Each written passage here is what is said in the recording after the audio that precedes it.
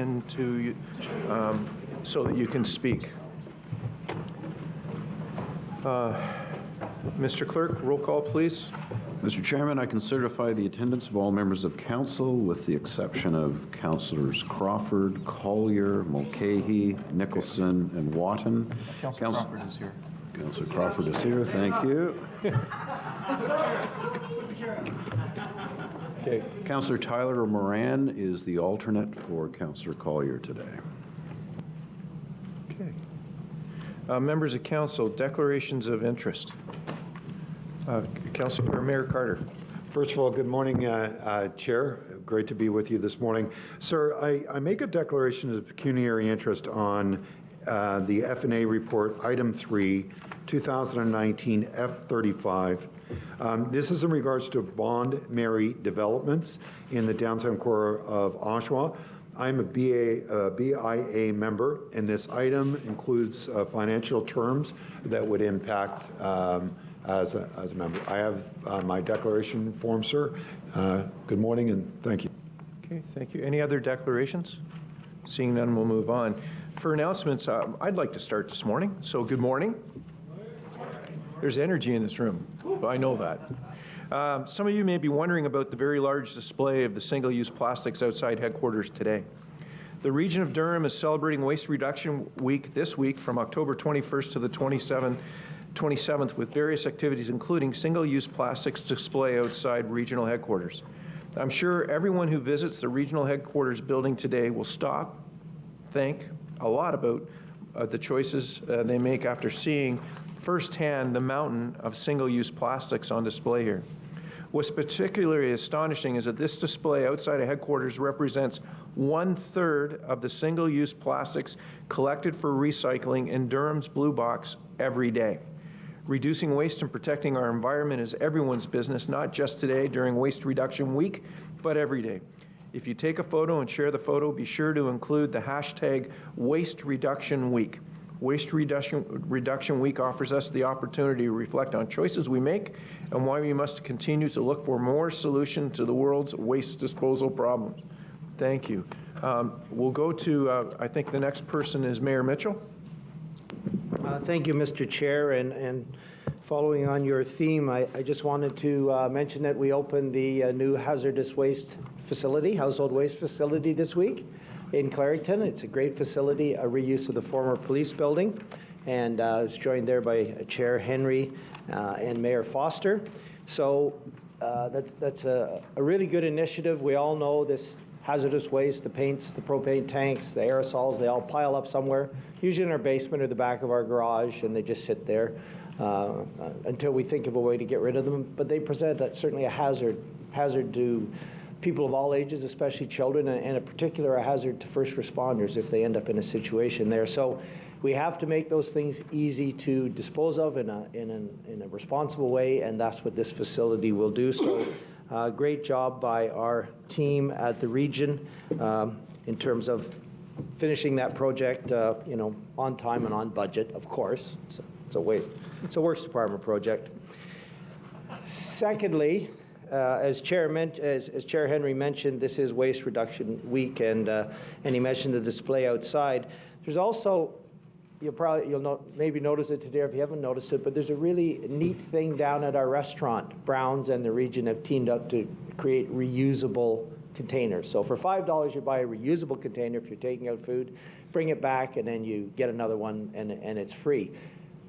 But the best part is they're charging $1 for the compostable ones because there's more cost involved in taking them and composting them. So that's a great initiative, Chair Henry. Commend the region for that. As well, this is we're participating in Imagine a Day Without Water campaign, which is an international campaign to raise awareness about the need for investment in water infrastructure systems.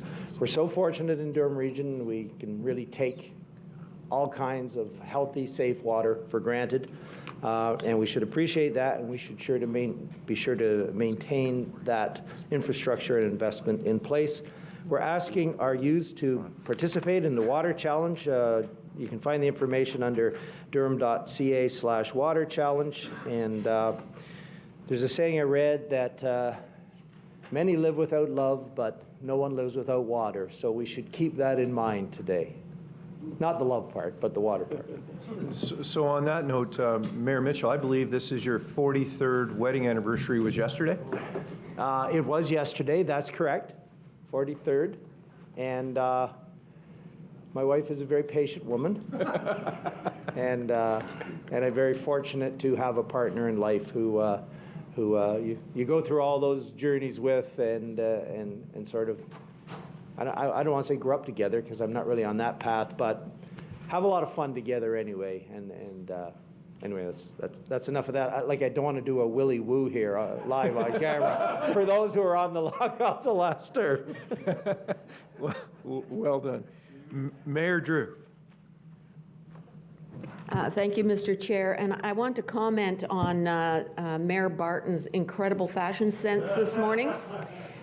You know, for many, many years, Scugog and Uxbridge had a rivalry to do with hockey. And 50, 60 years ago, it was pretty vicious rivalry, and now it's developed into a friendly rivalry. But I want to make mention of a ball hockey tournament that we had, and perhaps Mayor Barton would like to eat crow and tell us about it. So, Mayor Barton, before you start, I'm glad to see that you have a tie on under that jersey. Yeah, and I think everyone's happy that I'm wearing something under this for sure. But so, you know, it was about a year ago that we were all elected, and I obviously, because I'm wearing this, that was probably the last election I'll ever win. So there is a rivalry. It's still alive and strong between Port Perry and Uxbridge. And I really enjoyed my political career. It was a good time. It was a good run.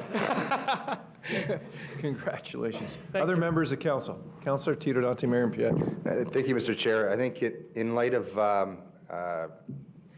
the election that the Canadian people have just observed, I'm not sure how many of the folks here on council ran for a federal election, but I know that a lot of us have run, obviously, for election and know just how much that takes out on your family and your friends and supporters. And so irrespective of what political stripe anyone ran for, I think on behalf of the council and the people of the region of Durham, I'd like to just say that I thank anyone who put their names in to seek election federally in the region of Durham, and their families and supporters for the effort that they've put into the campaigns. And I particularly want to congratulate the members who were successful in seeking election and representing us here in Durham region, beginning obviously in Oshawa with Colin Carey, Aaron O'Toole, in Whitby, Ryan Turnbull, and obviously in Ajax Pickering and Uxbridge with Jennifer O'Connell and Mark Holland, who evidently had probably one of the most successful campaigns in Canadian history. So both Jennifer and Mark were members of this council. So I congratulate all who ran and especially those who were successful. And we look forward to working with them as our MPs.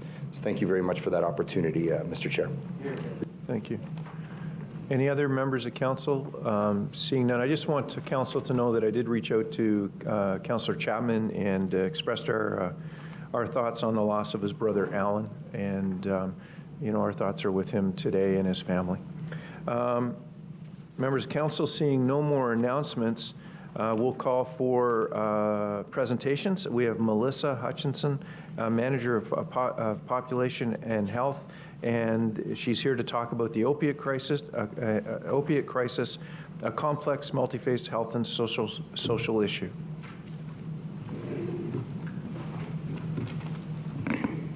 Good morning, and thank you for having me here today.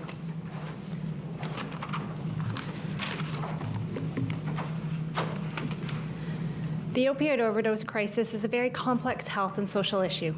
Addiction is not a lifestyle choice, and it does not occur in isolation. A range of factors, including genetic vulnerability, stress, mental health, trauma, and adverse childhood experiences, greatly contribute to opioid use. Addiction does not discriminate, and people who use drugs are as diverse as any other group of people. Overprescribing of prescription drugs and use of illegal opioids have contributed to the issue we have today. Risk factors for opioid addiction include personal and/or family history of substance use, history of childhood trauma such as pre-adolescent sexual abuse, and history of mental illness. Canadian research studies have shown that up to 90% of women in treatment for substance use have experienced trauma. As mentioned, overprescribing has contributed to the current issue. Health Quality Ontario released a report in 2017 indicating that during 2015 and 2016, people in Ontario filled more than 9 million opioid prescriptions.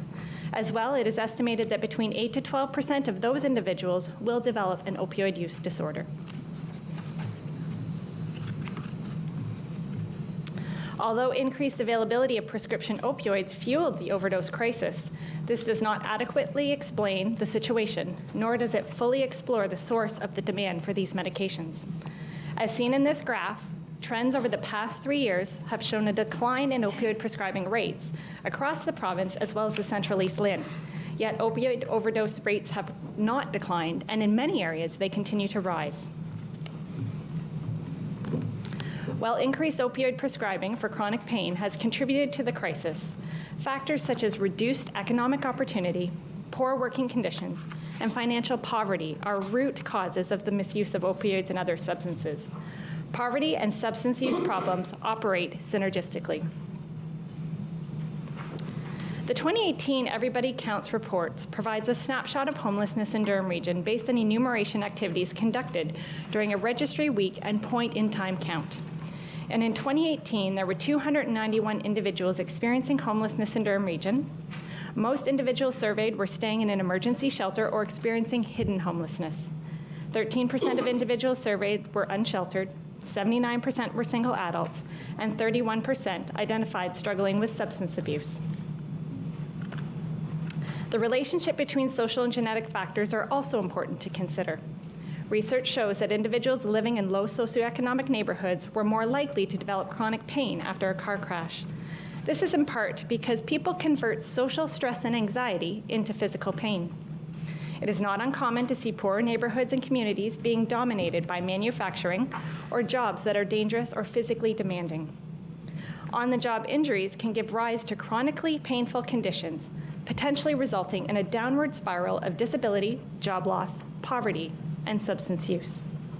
Research has shown that some people who experience job loss reported using heroin because of the economic hardship, social isolation, and hopelessness. The public health mandate for opioids, as per the Ministry of Health, includes developing an opioid response plan, being a central distributor for naloxone, and developing an early warning and surveillance system. And this here is the Health Canada Canadian Drugs and Substances Strategy Framework. The 4 pillars include prevention, treatment, harm reduction, and enforcement. And they serve as the basis for our local opioid response plan in Durham Region. And this is the local opioid response plan. For the sake of time, I won't go into detail about the response plan and all the related activities. However, the full report is available on durham.ca for your reference. It looks like this. However, as part of our mandate, we did develop Durham Region Opioid Information System. So this system provides public access to up-to-date statistics, including paramedic service calls, emergency department visits, and opioid-related deaths. And the public can subscribe to this system in order to receive regular updates, and I would encourage you all to consider subscribing to receive regular updates by going on durham.ca. In regards to the needle exchange program, it is a harm reduction strategy that is part of the public health mandate under the Ontario Public Health Standards. This program is run by John Howard Society with funding from Durham Region Health Department. Harm reduction strategies aim to increase awareness of the risk of behaviors and provide tools and resources to decrease a person's risk to themselves as well as to others.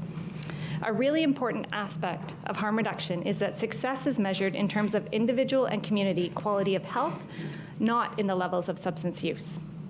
NEP services are designed to reduce harm by preventing the transmission of deadly diseases such as hepatitis C, hepatitis B, or HIV. While NEPs are not designed to treat addictions, they do provide an access point for addiction services and health and social services. NEP staff provide clients with sterile needles and supplies, education and counseling, as well as referral to community services.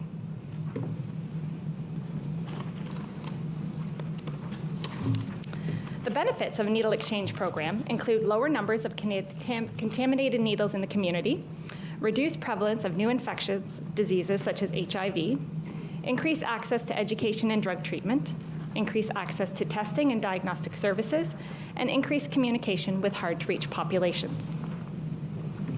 There's extensive information available regarding best practices for operating needle exchange programs. Key recommendations include providing sterile needles in the quantities requested by clients, placing no limit on the number of needles provided per client per visit, encouraging clients to return and or properly dispose of their used needles and syringes, providing multiple convenient locations for safe disposal of used syringes and equipment. Other recommendations include educating clients about the benefits of regular testing, early diagnostic and treatment services for infectious diseases, referring clients to testing, counseling, and treatment services, educating staff to assess and respond to client motivation and readiness for substance use treatment, and looking at the feasibility of having treatment programs aligned with NEP sites. Numerous studies have searched for unintended consequences of NEPs and found no convincing evidence to support common myths. According to the World Health Organization, needle exchange programs do not lead to greater injection frequency, do not increase illicit drug use, do not lead to a rise in syringe lending, do not result in recruitment of new injection drug users, do not lead to a greater number of discarded used needles, do not increase the incidence of needle stick injuries in public places such as parks and playgrounds, do not lead to less motivation to change or reduce drug use, do not lead to increased transition from non-injecting drug use to injection drug use. And here are the program metrics that are reportable to the Ministry of Health for 2018 and 2019. And already in 2019, we are seeing more clients, providing more referrals to treatment, and having more counseling and education sessions as compared to 2018. And here you will see a comparison of the needle return rate for Durham Region and Ontario. As you can see, Durham Region's return rate for the NEP is 80.5%. When we include the numbers from the City of Oshawa Community Kiosk, that number climbs to 85.4%. And this is 30% higher than the provincial average of 55%. The needle exchange program has sites across the region, including Bowmanville, Oshawa, Whitby, Ajax, Port Perry, and Beaverton. And there are a number of additional safe disposal options in our community for needle return. For instance, any pharmacy in Durham Region, kiosks or drop boxes at many retail shopping centers and malls, local businesses such as gym facilities and various restaurants, public and outdoor kiosks, and various libraries. The risk of bloodborne virus transmission from syringes discarded in the community is low.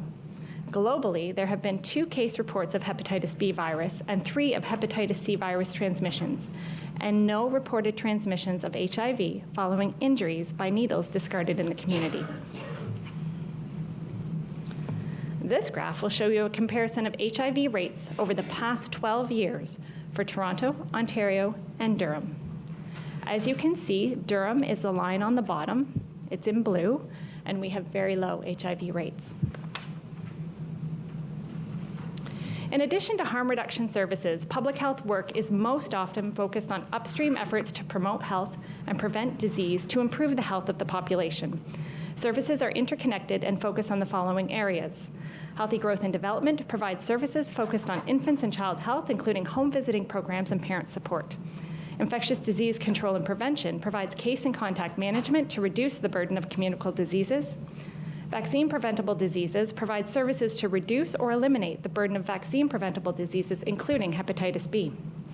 Social determinants of health. Because health is influenced by a broad range of factors, we have programming that addresses conditions in which people are born, grow up, and live. School health. Nurses work in schools to achieve optimal health of school-aged children and youth. And substance use and injury prevention. Services focus on reducing preventable injuries, substance use, and to promote mental health. In closing, I would like to share with you the recommendations from both FCM and AMO regarding the opioid crisis.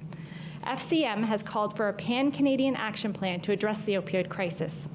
Key highlights include harm reduction, removing barriers to medical help during an overdose and access to supervised consumption services, treatment, including better access to opioid substitution therapy and 0 delays for treatment programs, prevention, including urgent public education on the risks of opioids and to fight the stigma that stops people from getting help, and enforcement, stopping the production and imports of non-prescription opioids. As well, FCM urges all orders of government to work together to address the roots of addiction with support of housing, action on homelessness, and availability of crucial social services. Similarly, AMO has 22 recommendations. A few highlights include calls for the province to take an all-of-government effort to develop a comprehensive drug strategy, that the province examine and provide a coordinated response with adequate funding to address the root causes of addiction, and that the Ministry of Health provide more funding to support, enhance, and expand evidence-based consumption, treatment, and rehabilitation services, addiction, prevention, and education, and harm reduction measures across all of Ontario, and that the Ministry of Health fund public education campaigns to complement local efforts. Again, thank you very much for having me here today. Thank you. Mayor Carter. Morning, Chair. Ms. Hutchinson, good to see you once again. Thank you very much for your presentation. Well done. I just want to work on some things through it. If you'll help me, I'd greatly appreciate it. One is the needle exchange program or the clean kit program. My understanding is we have some numbers that are going to the end of September so far. Is that your understanding? Yes. So in this presentation, they were June. Yes. But recently, based Yes. on my attendance at Health and Social Services Committee, we provided needle exchange program metrics by municipality from January 1st to September 12th. Okay. Could you tell me what the program showed for the city of Oshawa, please? So the city of Oshawa shows that the number of contacts was 7,185.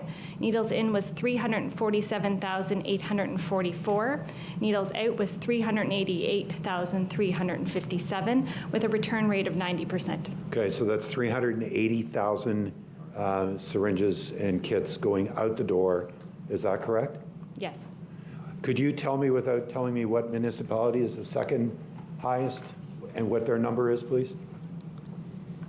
You'd like the second highest municipality? Yeah, but I don't want you to tell me what municipality that is, please. Okay, so the numbers, thank you for the clarity. The number of contacts is 200 and, let's see, we'll just, give me one. Okay, yes, so 225 contacts, and the needles in, 8,510. Needles out, 11,882, with a return rate of 72%. So the next highest rate in the region of Durham is 11,000 kits or needles that have been distributed. Is that correct? Yes. And the city of Oshawa is 380,000. Is that correct? Actually, if we're focusing, if I may, just one moment, if we're focusing on needles out specifically only and not by numbers of contact, that changes it slightly. Okay. So if we want to focus on needles out as the second highest, then I would offer you the number of 14,839. Okay, so 14,000, almost 15,000 compared to 380,000. Yes, thank you. So that means my city is seeing about 420 to 450,000 needles and kits going out on a yearly basis, which means we have about 35,000 needles per month that are being distributed in my community. That means we've got about 1,170 needles that are being used on a daily basis. 1,170. Now, my understanding is that those that use intravenous drugs in our community is about 6 needles a day is what's being utilized. Is that your understanding? My understanding is it varies, but I think that would be a safe estimate, 4 to 6. So we've got over 200 individuals in the city of Oshawa alone that are being directly impacted on a daily basis of this crisis. Yes. Through your research, and by the way, I really appreciate what you've done for us, and I really appreciate the work you've done. And Dr. Kyle, thank you very much for your leadership on this file also. In your professional opinion, do you have any concept about how what happens if a federal provincial government declares a national health emergency? Do you understand what would happen in regards to that opportunity coming forward in regards to funding or resources? So I don't have all the details with me today, but I do know that by declaring it an emergency, then that elevates the level of priority, gives attention to it, and provides funding to support action that's urgent and To your recollection, when the SARS health epidemic was declared as a national health crisis, to my understanding. My understanding is with the SARS crisis, there was about 440 deaths that were directly related to that. I'm here to be corrected because I'm not an expert in this field. Is that your understanding? So I don't have the SARS deaths with me today. I'm sorry. Do you recall what transpired when that national health crisis was alerted by the federal and provincial government? Do you remember the resources that were put into that particular event? It certainly offers more coordination across the levels of government, funding to support quick and swift action. So absolutely. I'm asking for your expert opinion about, in this particular subject matter, do you believe in your professional opinion that this is a national health epidemic? Yes, I do. Do you believe, in your opinion, do you believe that the provincial and federal governments have a responsibility to be able to recognize that this is a national health epidemic? Yes, I do.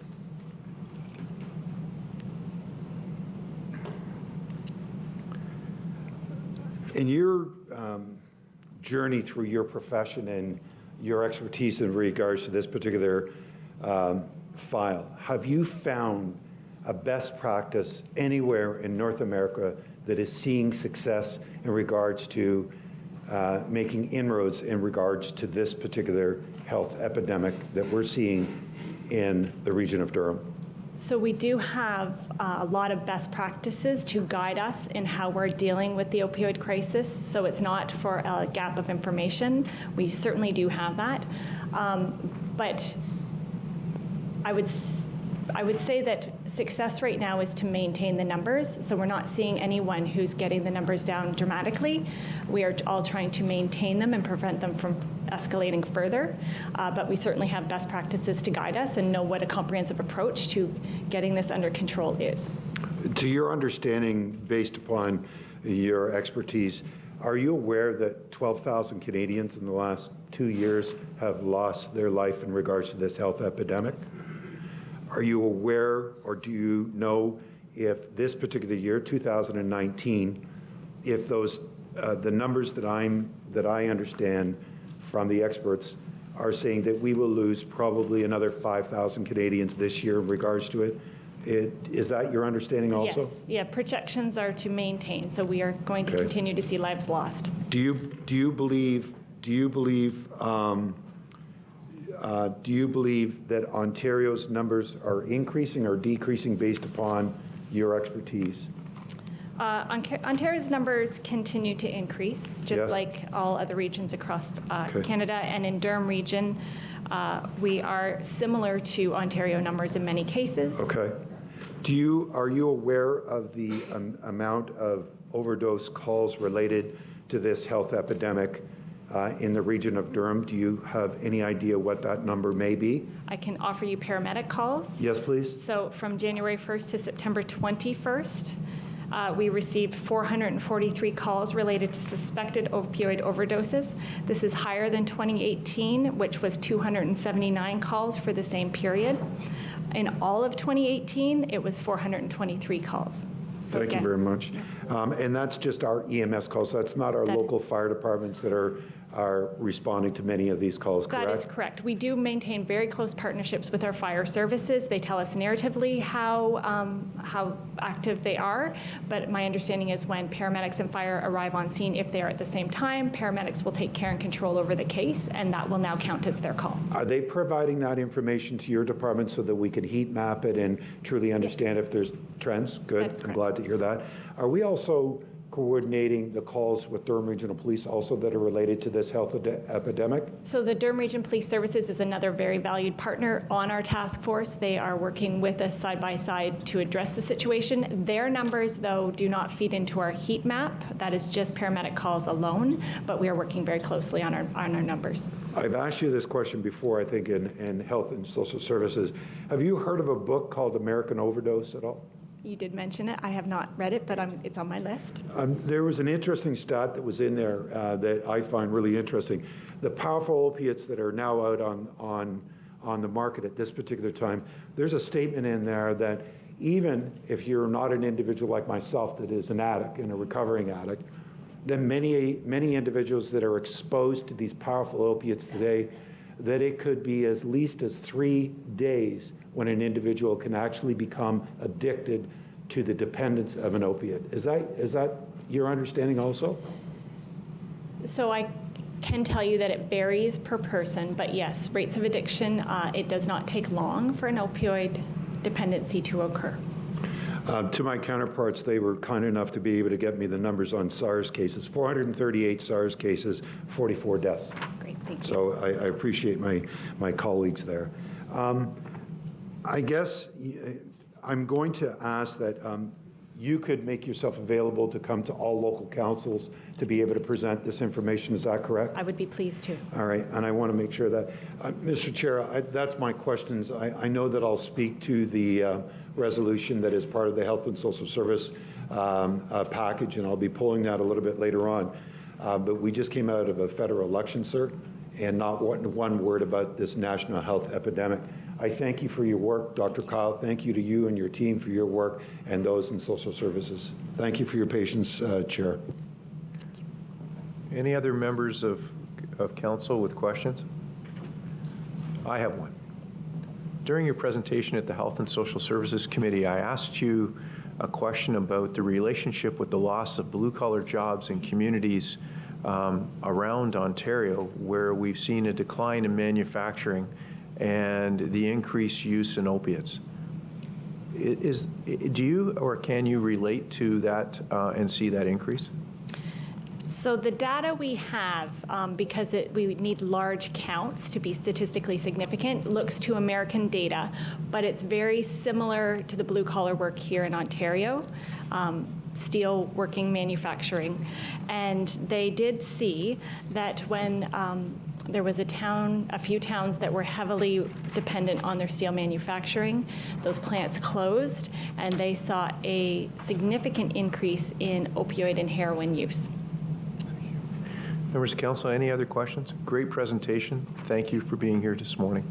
Thank you. Members of council, adoption of the minutes, 5.1, 5.2, 5.3. Could we move the council meeting in September, the closed meeting, and the special regional meeting all at once? A move by Councillor Marion Pietri, seconded by Councillor Lee. All those in favor? Opposed? None. That carries. Members of council, we'll move on to correspondence. The first item is correspondence from the elected leaders in Belleville, Brighton, Greater Napanee, Prince Edward County, Quinte West, and Hastings County on Lake Ontario water levels. It's on page 45. I'm looking for direction. Okay, so Councillor Marion Pietri, Councillor Marion, receive for information. Okay, seconded by Councillor Leahy. Questions? Mayor Foster?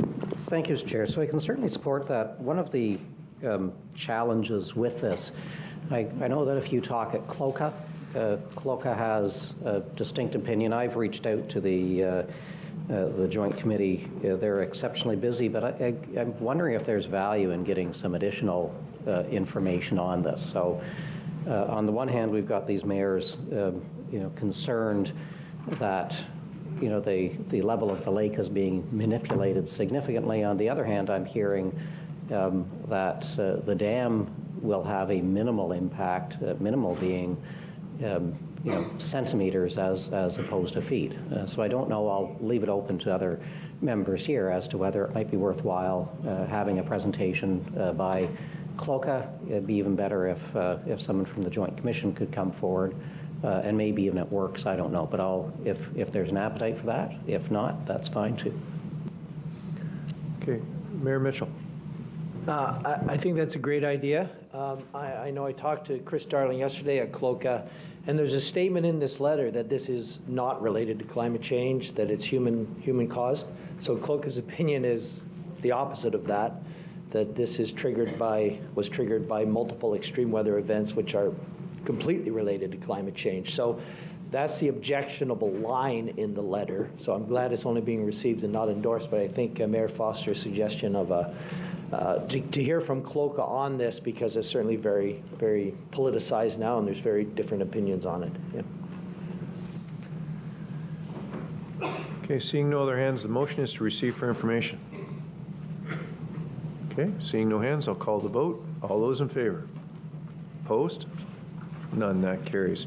Item number 42, investigation report from Deborah Anschel, ADRO investigator, ADR Chambers Ombudsman's Office, re-complaint number MUN 3010618. Mr. Chair, I have a motion on that. Councillor Neal. So my motion would be to implement the recommendations of the ADRO investigator, if I can get a second. Lost for the lack of a seconder. Councillor Neal, if you're going to second something, you got to do it before I call for the loss. Oh, I did. No, I was talking when your hand went up. Well, next time I'll stand up then. Okay, that's fine. Can I speak to that, sir? Certainly. So the recommendation was to, quote, refer to staff for a report. Well, to me, this is the report. That's why we have an ombudsman. So presumably anything that the staff wanted to, say about it would be in this report. But my concern is, it's going to get buried, and is it going to go back to works, and we'll end up, spending a lot of money presumably in staff. Councillor Neal, it would come back to the council. If this motion But I'm speaking to my motion. But the direction here is to come back to council. No, but I moved. I apologize. To implement the recommendations of the ombudsman. That's my motion, sir, so I'm speaking to that. Yeah. And I think we should just do the right thing and implement the recommendations. There's a detailed report. I don't know what more information we could obtain about it, but I think it would be the right thing to do would be to say, okay, a mistake was made. Let's own up to it. That's all. So, and I'm going to ask for a recorded vote on that, please. Mayor Mitchell. Certainly, this hasn't been discussed at Works Committee at all, so we can certainly undertake to have it discussed at the next Works Committee and see if there's any concerns about implementing in terms of, the precedent. But I can't support it today without having that discussion. So let's get somebody to move the motion, please. The recommendation is to... You have a motion. Oh, sorry. The motion is to adopt, Right. but it failed to get a seconder. No. There was two hands up to second it, Mr. Chair. I saw two hands go up. Well, I didn't see any hands up when I called the vote. So to second the motion, Councillor Neal, recite back what your motion is, please. So my motion is to implement the recommendations of the ombudsman as contained in their report. Okay. So seconded by Councillor Neal. Okay. So on the motion, and it's a recorded vote called by Councillor Joe Neal. The vote is now open.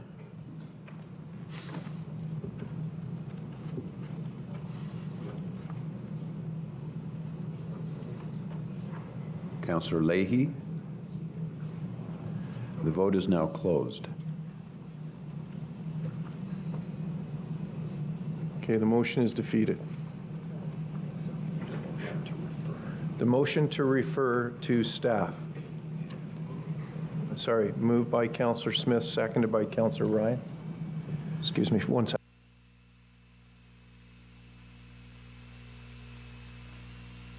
So this report would come back to council? On the motion to refer the report, it'll come back to this council, the staff report. You mean directly to this council or through Works Committee? Through directly to,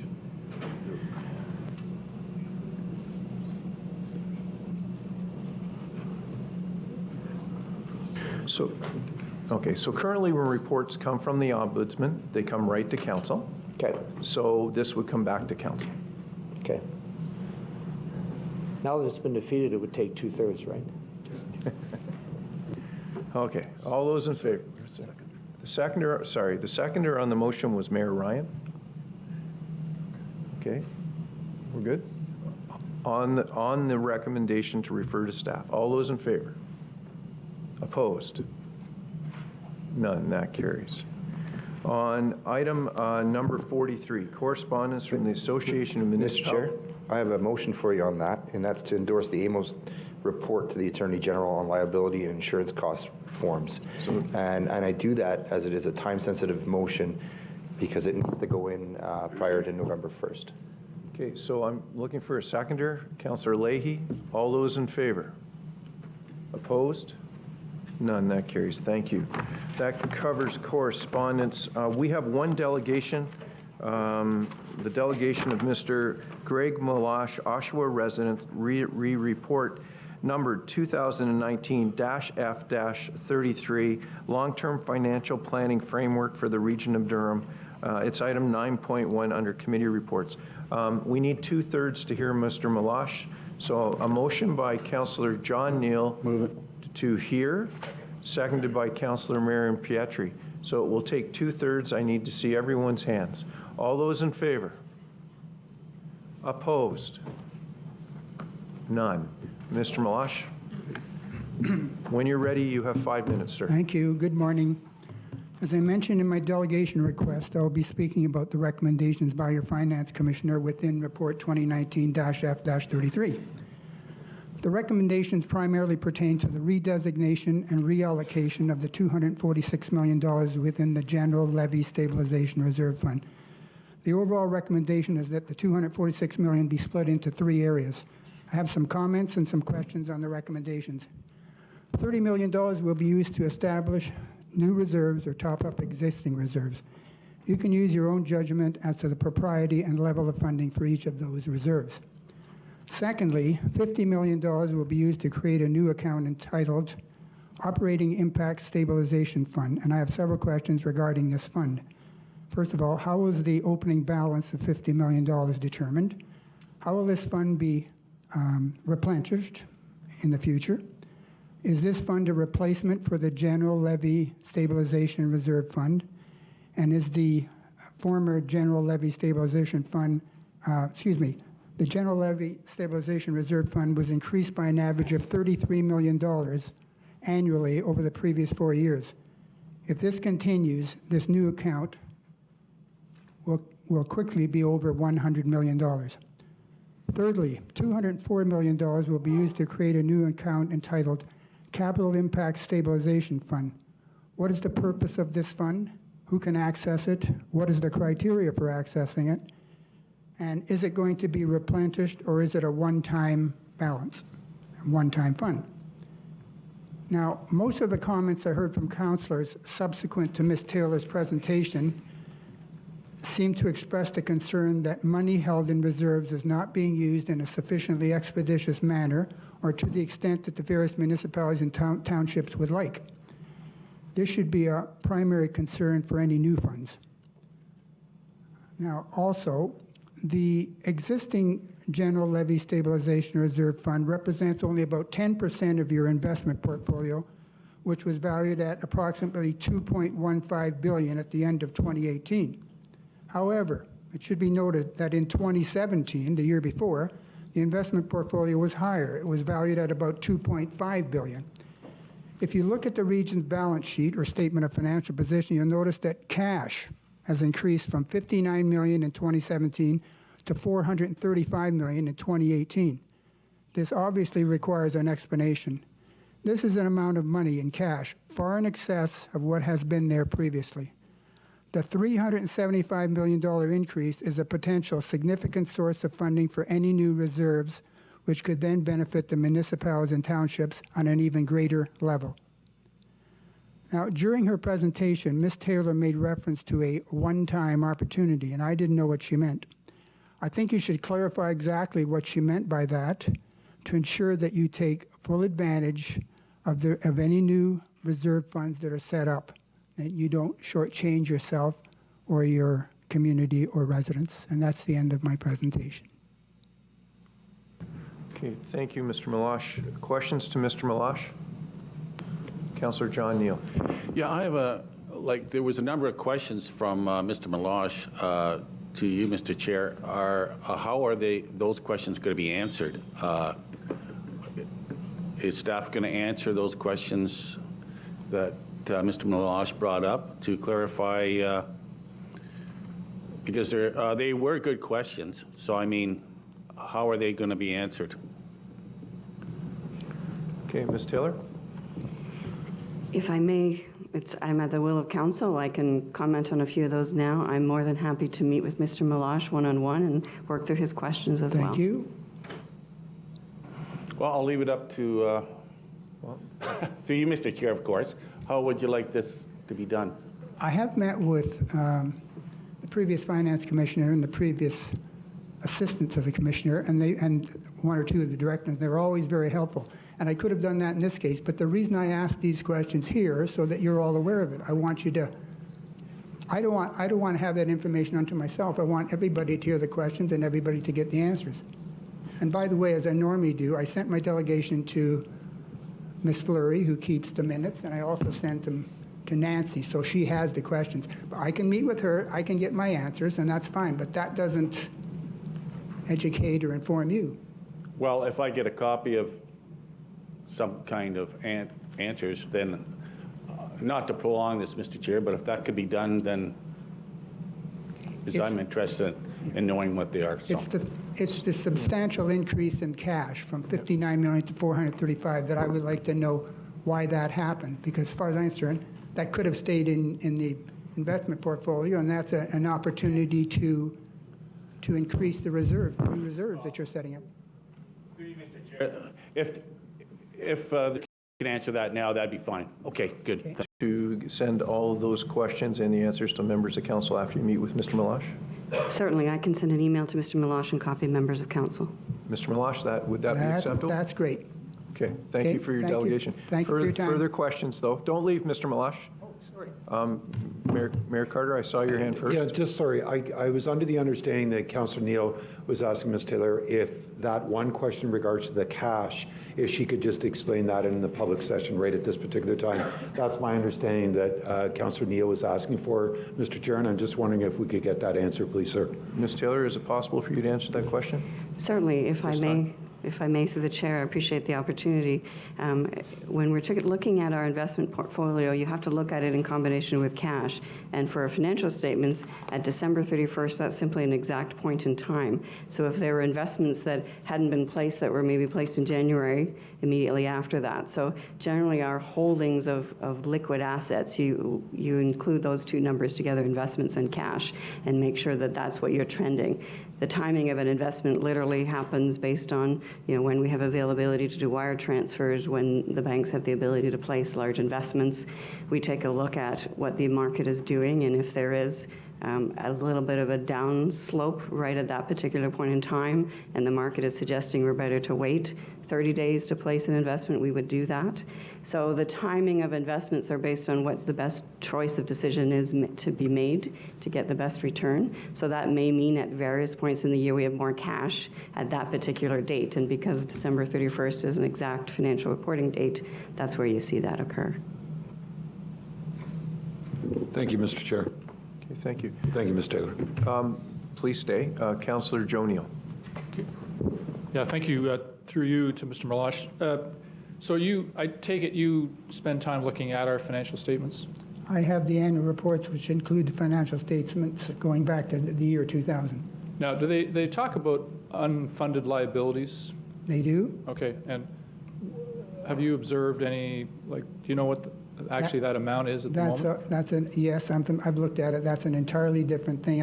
That's even more complex than what I've been talking about in reserves. The first word says it all, doesn't it? Unfunded. Do you know what the quantum is of that right now? Hundreds of millions. Right, okay. For future retiree benefits? Yeah, I know you're trying to, and this is the topic I was on 2, 3, 4, 5 years ago, the payment for unused sick days. I know you're implementing something new in that, which will reduce that over the course of time. But the unfunded liabilities are like tens of millions or 1 to 2 to 300 million. I mean, I see it, but I don't know how to approach you about it. It's so substantial and so complex. Right, okay, thank you. Thank you. Any other questions to Mr. Malash? Seeing none, thank you for your delegation. Thank you. Members of council, we'll move on to item number 8, notices of motion. Councillor Lee, I'll turn to you on this. Is on our territory acknowledgement. Through the chair, we'd like to postpone the motion for the next cycle due to the fact that Mayor Collier is unavailable to put forward. Okay. Thank you. So we're just good. Can I ask a question, Mr. Chair, on that? It's moving to the next. It was just a clarification question on this, if I could. The floor is yours, Councillor Neal. Well, I'm not. I thought we already had such a motion in place. Am I wrong about that? Because I know no, there was nothing in place. I see. Okay. So this has been specifically created through our CAO and in partnership with the Mississauga. Very good. Okay. Thank you. Okay, members of council, so that will go to the next council meeting. I'm going to move on to Section 9, committee reports. The Chair, Mayor Foster, you're up.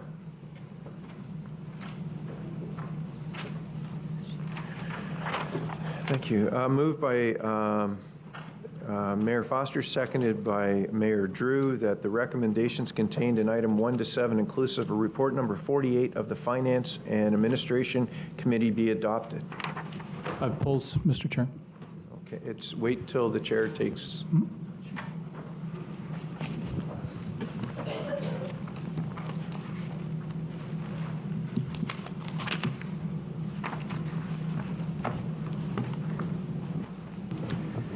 Thank you. So as the chair had noticed, we are in the F&A portion of the agenda. This is your favorite portion of this meeting on a regular basis. For information of council, I know that item 6 is going to be pulled, and I believe that there is a suggestion for referral. My recommendation on that is if you have questions of Ms. Taylor, that you pull it, ask the questions, because if you make a referral motion right off the bat, our rules don't allow debate or questions on a referral motion. So someone might want to pull that first and then allow... I'll pull number 6. Okay, you're pulling number 6? Yeah, and number 3, just for recorded vote on 3 because of my deck. So Councillor, or Mayor Carter, 3 and 6. Councillor Neal, you'd indicate some polls? Yeah, 1, 2, and 7, please. Okay, do we have anything further? So by Mayor Carter, we have 3 and 6 polled. Councillor Neal, 1, 2, and 7. Mayor Carter, on 3. Just a recorded vote because I have a declaration of pecuniary interest to make sure it's noted, please, Mr. Chair. Thank you. Thank you. Mr. Clerk?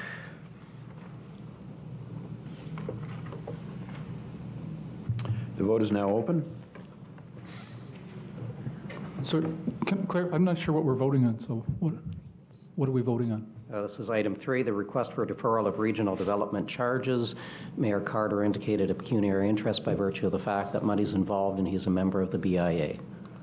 Okay, and then what about 4 and 5 that weren't pulled? We're in the middle of a vote. Well, we're just dealing with one at a time. Okay, but you didn't call for a vote on the balance. Anyway. No, 3, 6, 1, 2, and 7 were pulled. Right. So we're voting on 3. You're in the middle of the vote, Chair. Thank you. Councillor Anderson, Councillor Crawford, Councillor Dyes, Councillor Tyler Moran, We're voting on number 3. Mayor Carter pulled 3.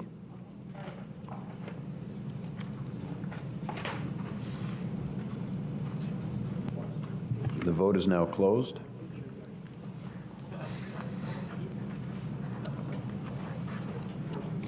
Okay, and that motion is carried. Thank you. And Mayor Carter, your pecuniary interest is noted. Thank you, Mayor Mr. Chair.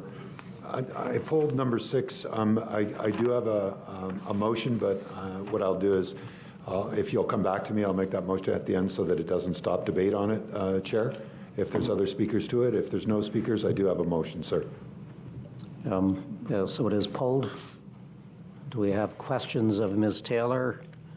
And I might suggest if Councillor Ash.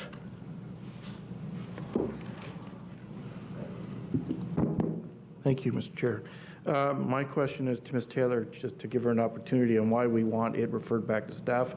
We had a very wholesome conversation at committee, and for those that didn't follow the agenda, committee changed the budget guideline, and I guess there's concerns expressed about use of reserves, et cetera, et cetera, et cetera. So could you respond to the concerns of staff? Thank you for the opportunity. Thank you for that opportunity. I appreciate the time. I think really what staff wanted to express, and certainly the CAO can interject if she'd like to, is more the implications of what this reads versus what the original staff recommendation was. So, and just in case council didn't have the opportunity to do that, the original staff recommendation was for 2%, but an add-on of 0.5 to 3/4 of a percentage point to deal with provincial implications that we know of today that are affecting this budget. We know that there are many more that will be coming that we'll have to grapple with after the budget is struck. The committee, with respect to the committee, chose to delete the additional top-up to deal with provincial issues.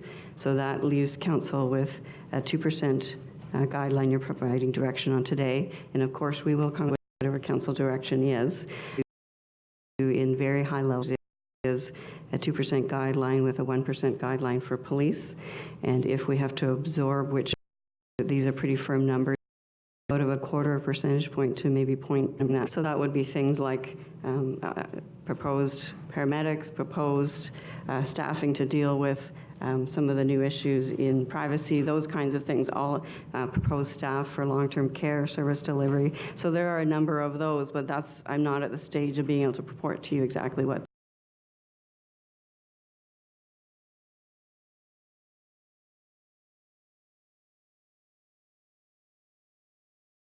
those numbers would be. So just like last year, there was about 100 new staffing positions created. And are you saying that within this 2%, there's no new staffing positions, or is sort of a placeholder? I'm a little confused by the answer. So if I may, within this 2% guideline, and as I mentioned, if you drill that back, you have about a 1/4 to a 0.4% to deal with new initiatives. We would have to go back and try to figure out how to accomplish that, and that would drive any numbers of new staff. So within this recommendation, you say built in here is a 1/4 to a 0.5% for new initiatives? I don't see that in the report, So that's what's changed, if I may. That was why the clarification was sort of requested, is that initially the resolution read 2% plus 1/2 to 1/4 to deal with provincial impacts. Now the resolution reads 2%, and it's the implications of that we wanted to work through to clarify with council. So if you have a 2% overall, 1% dedicated to police, you have 1% remaining, and if about 3/4 of that is going to the shortfall because of the changes in our provincial funding models, then that leaves, generally speaking, about 1/4 to 0.4 for any new initiatives or enhancements to initiatives that were commenced in prior years. but you have like, I'm presuming just for existing staff, you have increased salary costs, right? That's correct. So that's why I'm using round numbers. That's why the opportunity to come back and bring it to you in paper, it would be helpful. So as you're quite aware, we would have assessment growth, which is much lower at this point than we're anticipating that would normally be. Offsetting that with contractual obligations that currently exist and staffing that are already approved last year's in the budget that get annualized. So there's actually not enough in there to absorb the impact of all of that. So what's the request at this point for new positions from department heads? Do you have a number? I don't have, my apologies, I don't have that as a consolidated number available. We're still working through meetings with every single department head on all of these issues, and we actually haven't given an internal guideline to internal departments as yet, because until we know what council's guideline is, then we would give that internal, we drill that down across the departments in transit, and then send it back to those departments to work with their budgets and come back to us with their strategies on how to accommodate that. So at this point, I don't have a list of new staffing. So how is the impact of the slower rate of like new residential units, for example, how's that going to affect 2020? Like one of the information reports was that you were as of September, which talked about, to the end of May, you were at about 23% of the forecast, right? So what's that looking like since then, since May, and how's that going to impact 2020? So we have information now up to, so what happens, as you know, the locals collect the development charges and send to us, so we have a bit of a time lag for those numbers. But to the end of August, essentially 2/3 of the year, we're at about 44% of our estimate, our target for collections for development charges. So that has implications for us, mostly on the capital budget side of things, and driving through the challenges that Works will have on the roads piece. Now, the reference to the police looking for 3.2, I'm a little confused by the wording. It says, compared to the 29 approved budget, not including a request for new frontline officers. So is that new frontline officers referring to 2019, or is that referring to 2020? So if my apologies to clarify, that was an amendment made at Finance and Admin that the police, their 3.2% is 3.2% of their budget as an increase. That translates to 1% of the whole regional levy. So when I was saying 1% to police out of the two, that translates to this 3.2% on the police budget. However, Council Finance and Admin Committee did amend to add in the wording, not including the request for new frontline officers. No, is that going forward or looking back? So that's going forward so that the police board could bring back, hopefully accomplish whatever target council sets, which if it remains at the 3.2 or 1% of the regional budget, then they could also bring back a request over and above that for frontline officers.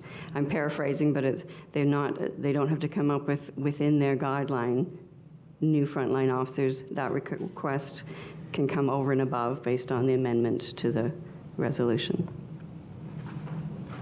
Okay, thank you. Councillor McLean, and then I have Mayor Mitchell. Thank you very much. Thank you. Now, you mentioned 1%. What does that equate to in dollars? If I may, about 6.7 million, I'm rounding. So the province is is it a half to 3/4? So that's about $4 million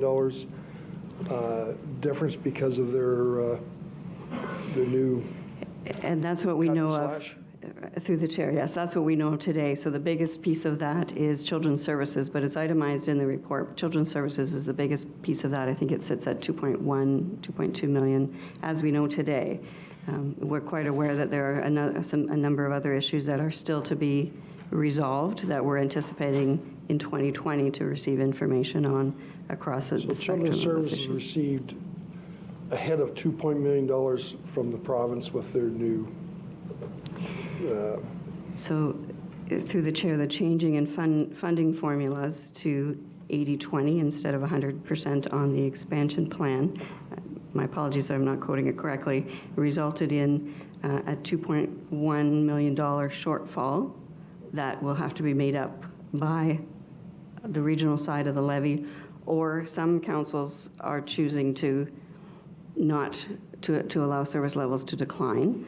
We did not put that forward at this stage of the game. We're suggesting that that be made up through our original recommendations. The objective was to make up that shortfall. And I wasn't too sure, I didn't see it. Was there any cuts in the police from their funding to some of the initiatives that they've been funding over the number of years? So the police have two challenges, if I will, and I acknowledge our police board members, they might be more conversant than I. There was a program where they could apply for funding, and one of those programs is much more competitive than it used to be and now includes OPP being allowed to compete for that same bucket of funding. So we're anticipating that will be more challenging to get that particular component of the grant funding.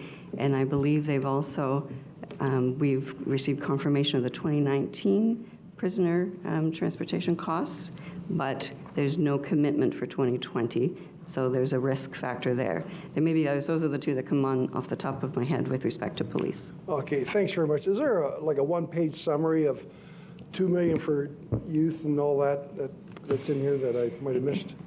There is, in the body of the report, there is a section on that covers that off. Okay, thank you.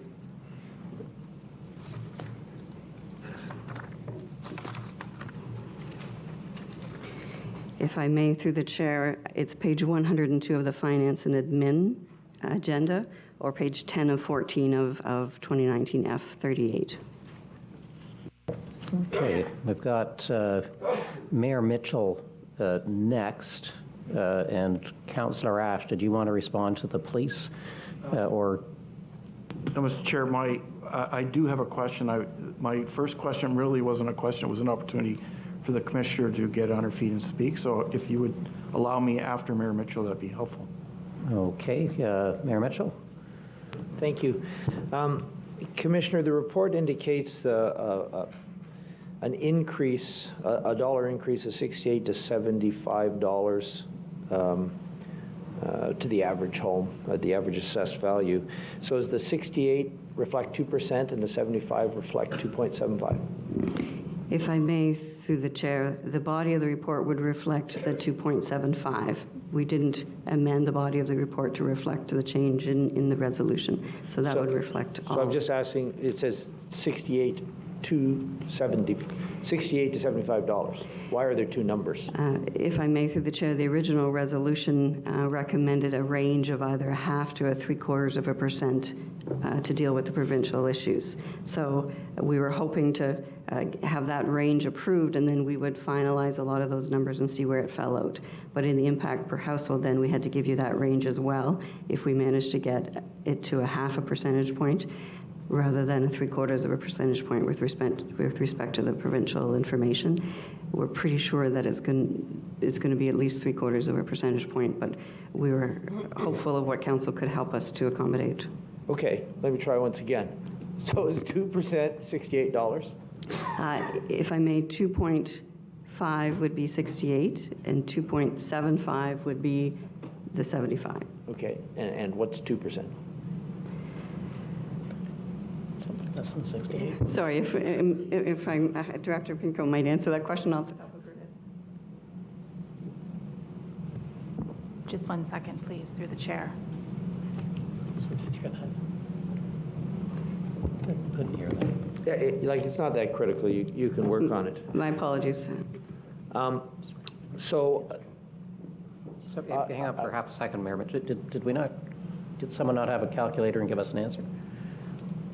She's working. Oh, okay, sorry. I thought I heard a number.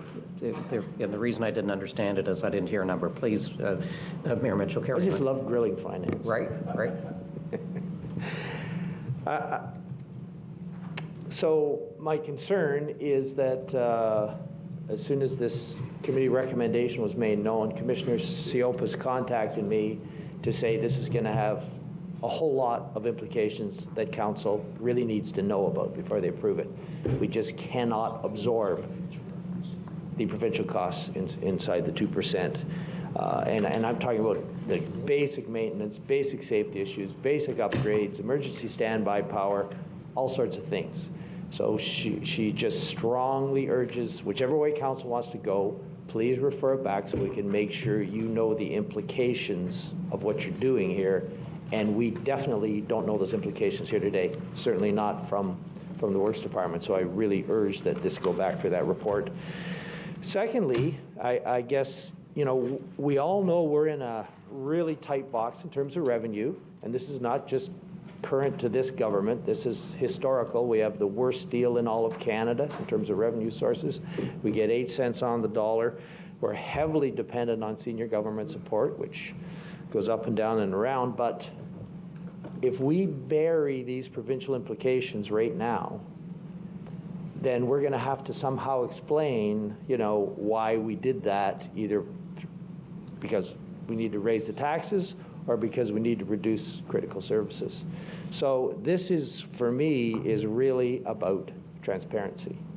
And we are not being transparent at all if we know we're receiving these cuts, and they are cuts. There are a whole bunch of them, but they're little ones, but they all add up.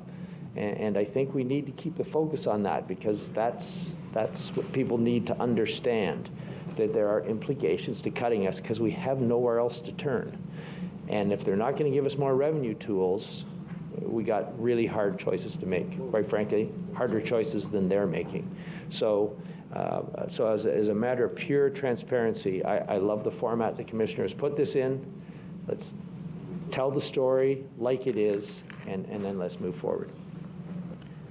Thank you, Mr. Mayor. Councillor Ash. Thank you, Mr. Chair. I'm not going to, we don't have a referral motion, but I'm going to be against the referral motion because the committee was quite clear in regards to direction. My question through you is to the Commissioner. Chair Henry boasts, quite correctly, about the undertaking that staff has been doing in regards to reviewing the enterprise and finding efficiencies. And he tells a big number, and I don't want to put numbers in the public record because I don't know them offhand.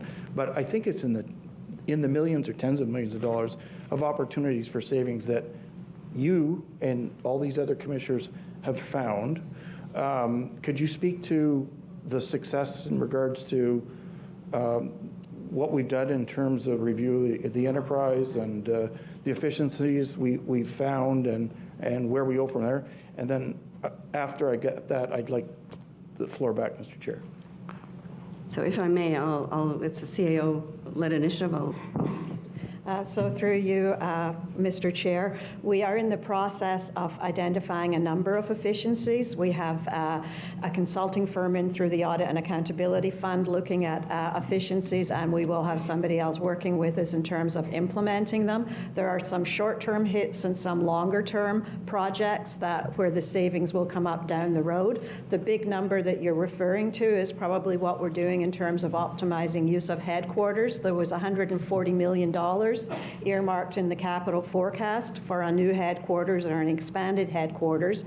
Through modernizing the existing building, we can extend its life by up to 30 years for a cost of $20 million, and you'll be seeing that coming forward in the capital budget. There was also a report on the CIP, I think about 3 weeks ago, that highlighted the initiatives as you alluded to. Some of those costs are still being developed, but a lot of it is related to automation, upgrading very old systems to make sure that services are streamlined and efficient.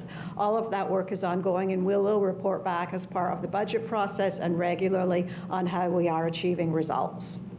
Thank you very much for that answer, which gets back to the point of the recommendation that we changed it from 2.5 to 2.75 to 2%. I wish Councillor Nicholson was here because he was a very strong advocate for the argument that it's a rainy day, it's pouring at the local municipalities. Councillor Leahy was also a strong advocate in regards to the conversation we had at the doors with, we talk about community engagement. We had one last year. It was called an election, and everybody talked about affordability, how hard it is, property taxes, et cetera, et cetera, et cetera. I just think the 2% sets a goal that we can achieve through, and Mayor Mitchell puts a good point about I think you used the word bearing, but about the need to keep up, but people are hurting, folks. You heard it at the door, and all of the Finance Committee, I think, universally echoed that sentiment. So I think the 2%, with the successes we're going to have with efficiencies, with the growth we're going to have, which is somewhat delayed, I think I'm going to be against the referral motion because the 2%, in my view, was a thoughtful discussion that we had at Finance Committee, and one that we should be living with our means, notwithstanding that the police need lots of money. Okay, do we have anything further? We're at council. I think you need to ask for a second time around. I'll ask for a motion for a second time around. Okay, suspend the rules for a second time around. Do I have a seconder? Councillor John Neal. On that motion, call the question. All in support? We're voting on a second time around. Councillor Neal wants to speak once again, so I'll call the question. All in support of a second time around? Opposed? And that is carried. Councillor Neal. Well, I would like to ask Councillor Ash, through the chair, he supports the 2%, which personally, I have even difficulty with that. But why is the Durham Regional Police asking for 3.2% plus other money for new frontline officers? I mean, should the police board not be coming in at 2%? And I note, in the one of the things I noted from, again, it's in our about the update from our Commissioner of Finance. The police board has had increased things like increased consulting costs. So is the police board doing their bit to get the expenses under control and come in at the 2%? So I don't understand, why Councillor Ash supports 2%, yet not for the police board. So. Thank you, Mr. Chair. Thank you for the question. The police board's current budget is 7.05%, to keep, which included 37 new staff members. Status quo budget was 4.46% in terms of our budget because of our collective agreement and annualization of our new staffs. We hired 25 frontline officers last year. So the board with command is working to get to that 3.2, which in fact is a cut of about from 4.46 to 3.2. We are comfortable that we're going to get there. There was concerns expressed at Finance Committee about the lack of frontline policing, and that's why we went in the direction to identify the cost for frontline policing on its own, so council can make a decision if they wanted to make that a priority item or not. So we were at 7. Baseline is 4.46, and we're working towards getting it in at 3.2%. So just if I could follow that up, Mr. Chair. So I understand then that there's going to be requests coming forward through the chair for 37 new officers for 2020, and that'll be in addition to the 3.2%? Is that my understanding? 37 new positions include 25 frontline officers. But that'll be in addition to that's correct. Your 3.2%. As directed by Finance. That's what this recommendation says. So I guess that's the reason I asked for a second time around, Mr. Chair, is 2% sounds great, yet the police board is well above that. So, and at the same time, my understanding is, crime rate is not going up, it's going down. So that's a big driver of the number, and it's not going to leave very much. It's going to suck up all the oxygen in, for what we have available. And, we have so many different priorities, but, I just see no constraints happening at the police board. And, like you look at the, what are they spending their money on? Like, who are these consultants that seem to be, I don't have visibility into that, but I would just question how the police board is handling all those financial issues, and yet they're going to take up most, if not all, of the increase that we're going to vote on. So I've got a lot of concerns about that. Thank you. Mayor Drew next. Thank you. Just to clarify, the police did not ask for the extra consideration for police officers in addition to the 3%. It was the Finance Committee that did that. And also, I think it's very important to clarify also that the 3% that is being suggested by the Finance Committee or from the Commissioner is part of the 2%, overall 2% plus that they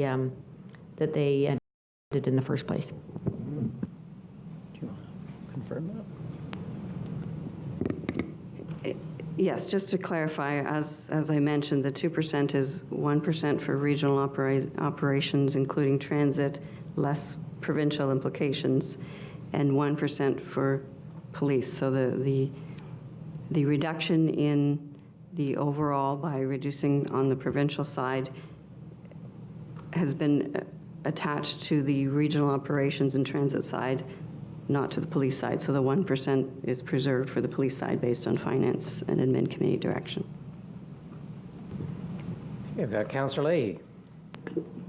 Thank you, Chair Foster. Just as part of the robust discussion we had at committee, in which it kind of drove part of this conversation, was around, how much money was coming in each year, right? So if I remember, and I know Commissioner Taylor's going to have better access to the numbers than my memory, but I guess last year with a tax increase, the taxable income increase was around, was it $13 or $14 million? Was that from the tax increase? That was what the tax base increase was around that much from our discussion at committee? Through the chair, last year's tax levy increase was 1.89%. Yes, so at about 6.5 million, it would be, generally speaking, about 12 million. Say 12, yeah. And then part of the question is that we looked at, as part of the delegate that came up for over the last 10 years, we consistently seem to be surplus, increasing our reserves. It was around, what, $18 million, or was it $26 million last year? I can't remember. There were so many years, so many numbers. If I may, the surplus for last year relating to regional operations was in the vicinity of about 8 million, and that translates to about 1% of the tax levy based budget. Yeah. So it's not, in my view, not excessive. No, I understood. But I guess the thing is, if we're so good in the history year over year over year and growing our reserves so much every year from all these accumulated surpluses, that was driving part of the discussion to try and aim for a lower number, because we consistently are able to grow those surpluses and put them into the reserve. So that's part of what the discussion. I'm happy to bring it back to committee and look at it, understand there's challenges, and if staff can highlight more information about some challenges that weren't considered at committee, we can take that into account and perhaps revise the budget projection. But looking at the history, looking at the 2.2 billion growth in reserves due to surpluses, due to the challenges that we're seeing on the taxpayer, we're trying to get as low of a tax increase as possible, and that was part of the discussion. So thank you. Okay, so just before I get to you, Mayor Carter, Councillor Ash, you've made a suggestion, and I heard it to suggest that everyone at FNA would be happy to move ahead, and I don't think it's okay. That's just so that it wasn't misinterpreted. Thank you, Mayor Carter. So, Mr. Chair, I move that 2019-F-38. Move that this report be referred to the November 12, 2019 Finance Administration Committee meeting, and that staff be requested to report to the committee meeting on the impact of the recommendations revised 2020 budget guidelines will have on the regional programs and services, the propose and use of the recommendation guidelines, including how the guideline impacts the budget development process, and recommending next steps. I have that in writing, Mr. Chair. Okay, and the clerk says we can display it. Do we need that? I mean, it's pretty short, straightforward on the referral, I believe. Yeah. Well, it's up anyway, so you guys are good. Thank you. Oh, on my screen in front of me, I've got a great big box and a question mark. Do we have a seconder for that? Mayor Mitchell, thank you. Okay, it is a referral. Call the question. I believe there is no debate on a referral at the region. Councillor Neal? I have an amendment. You have an amendment on the referral. Yeah. So I wanted to add, I guess, a sub D, that it also include the expected savings from the municipal efficiency efforts that are going on, if I can get a seconder for that. Second it. Councillor Neal. Yes. Madam CAO. Through you, Mr. Chair, just to be clear, we can quantify what we know at this time, but at this point, we're investing in the efficiencies so that we can generate the savings in future years. So 2021 is when we'll likely start to see actual expenditure reductions in certain categories, but we have to make the changes first. Our ability to quantify what they will be by F&A is going to be very difficult. Right now, we're doing the audit to determine what the priority changes are. Okay, I'll withdraw that, if that's okay. All right, so the referral motion is on the floor. Recorded vote, please. Thank you, Mayor Carter. Mr. Clerk?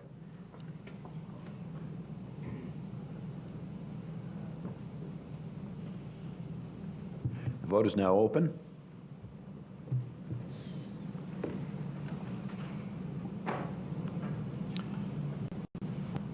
The vote is now closed.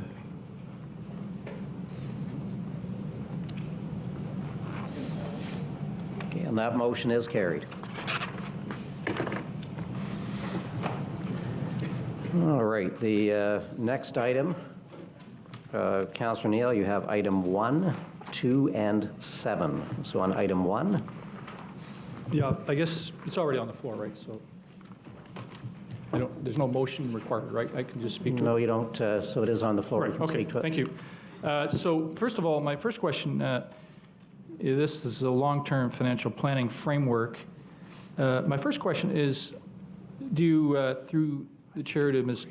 Taylor, do you anticipate that any of these new various reserve funds will be used to fund staffing? So if I may, there is the potential for one of them. So we have to submit, I believe by the end of this week, Council would have seen it through, I think through Transit, the ICIP grant, which is the Investing in Canada Infrastructure for Transit. And as part of that program, we are looking at a gross expenditure of $276 million. Of that, about $65 million has to be funded by the region of Durham for our proportionate share in a one-third scenario, but also for our the non-eligible costs, which is land and those kinds of things. However, to answer your question, layered onto that, if we are going to have an expenditure program over a 7-year period of $276 million, it will require staffing resources to administer the sheer magnitude of those projects. And so that would likely be approximately about $2 million a year. So at this point, we're looking at that $2 million a year for the 7-year lifespan of that program being funded through a reserve fund. Beyond that, I don't have staffing identified to be funded from a reserve fund. And is it your anticipation that, for example, the economic development, that, for example, might all get spent all in one year? Or? If I may, so I'm thinking, okay, let me give you an example. Certainly. Okay, so at the last planning committee meeting, there was, I think we heard, the members of the committee heard a presentation about looking for a lot of money for, I think, the Spark Center. So I guess what I'm wondering is, do you see a situation developing where all that money might get, boom, earmarked for that all at once and deplete the fund? Or what's the vision you have for how that would roll out through the chair? So if I may, through the chair, again, for the Economic Development Fund, we have discussions, of course, with planning and with the Director of Economic Development on that. One of the issues that has come out of the servicing of industrial, non-residential lands is around the issue of existing land banked that are serviced. So one of the examples of things that we would be looking to use that fund for is to try to determine how do we get those particular privately held properties onto the market. What is the barrier? What is it? Is there programs that need to be run, advertising, whatever it may be, work around trying to get those particular things onto market. Because if we're going to spend a lot of money servicing more lands, we also want to leverage what we have. Yeah, I was specifically asking about the first one, though, Roman numeral 1. So, I was sorry. going to get to number 3 in a second. But, So, sorry, if you can refer me to a page on which one you're referring to. page 74. This is the report itself. Yes, yes. So, page 74 on the report itself. Right. No, the report number 8 of the Finance Committee. So you're looking at one. Roman numeral 1. Item B, sub 1. Right. This is economic development, $3.8 million. Yes, and my apologies. The reason why I'm flipping pages is that within the attachment to the report, we also included some dialogue around why we are creating those reserves and reserve funds. So I was just flipping to try to find that particular attachment to quote directly, to give you that sense of the purpose around that. I guess my specific question was, do you see a situation where that might all get spent all at once in one municipality, and then you got to come back and ask for another $3.8 million? And I just see, my concern is that that fund is going to start to get drained pretty quickly. And, you know, I mean, I was quite concerned, for example, when this came up about the Sparks Center, what's the level of accountability that we're going to have, you know, for that? It's a lot of taxpayers' money that... Okay, Councillor Neal, the CAO would like to respond to that. Sure. It's not intended to be all invested at once. The Economic Development Division of Planning and Economic Development is finalizing terms of reference for the fund, and the idea is that eventually it will have a process where it will be replenished through revenues that it generates. Also on the agenda today, you will see a report on our community investment policy, which is replacing what was formerly commonly referred to as the no grants policy. That clearly outlines how we would deal with requests like the Smart Centre request, and they will all come back to Council for approval as part of the budget process. But there is a very logical application process now that eligible community groups must go through. Thank you. And with respect to, so if I go back, Mr. Chair, to Ms. Taylor, the servicing of employment lands, do you anticipate that this fund will recover the money that it puts out? In other words, kind of like the one we had in Clarington, right, where it would get spent and then... So if I may, through the chair, and my apologies for flipping pages because there's a reference I specifically wanted to make. So page 31 of the F&A agenda, which is attachment number 1 to the report. 2 answers to your questions. For the Economic Development Reserve Fund, we are recommending a replenishment program through that. So you can see in that far column recommending a 10% contribution of supplementary taxation revenue, assuming that's driving new growth. With respect to the servicing of employment lands, again, you can see there in that chart, it says ongoing support will be determined through future year's budget as successful initiatives trigger growth-related revenues. So we are looking at them sustaining themselves to the best that we can for some investments. So some investments won't necessarily sustain themselves, but will drive assessment growth.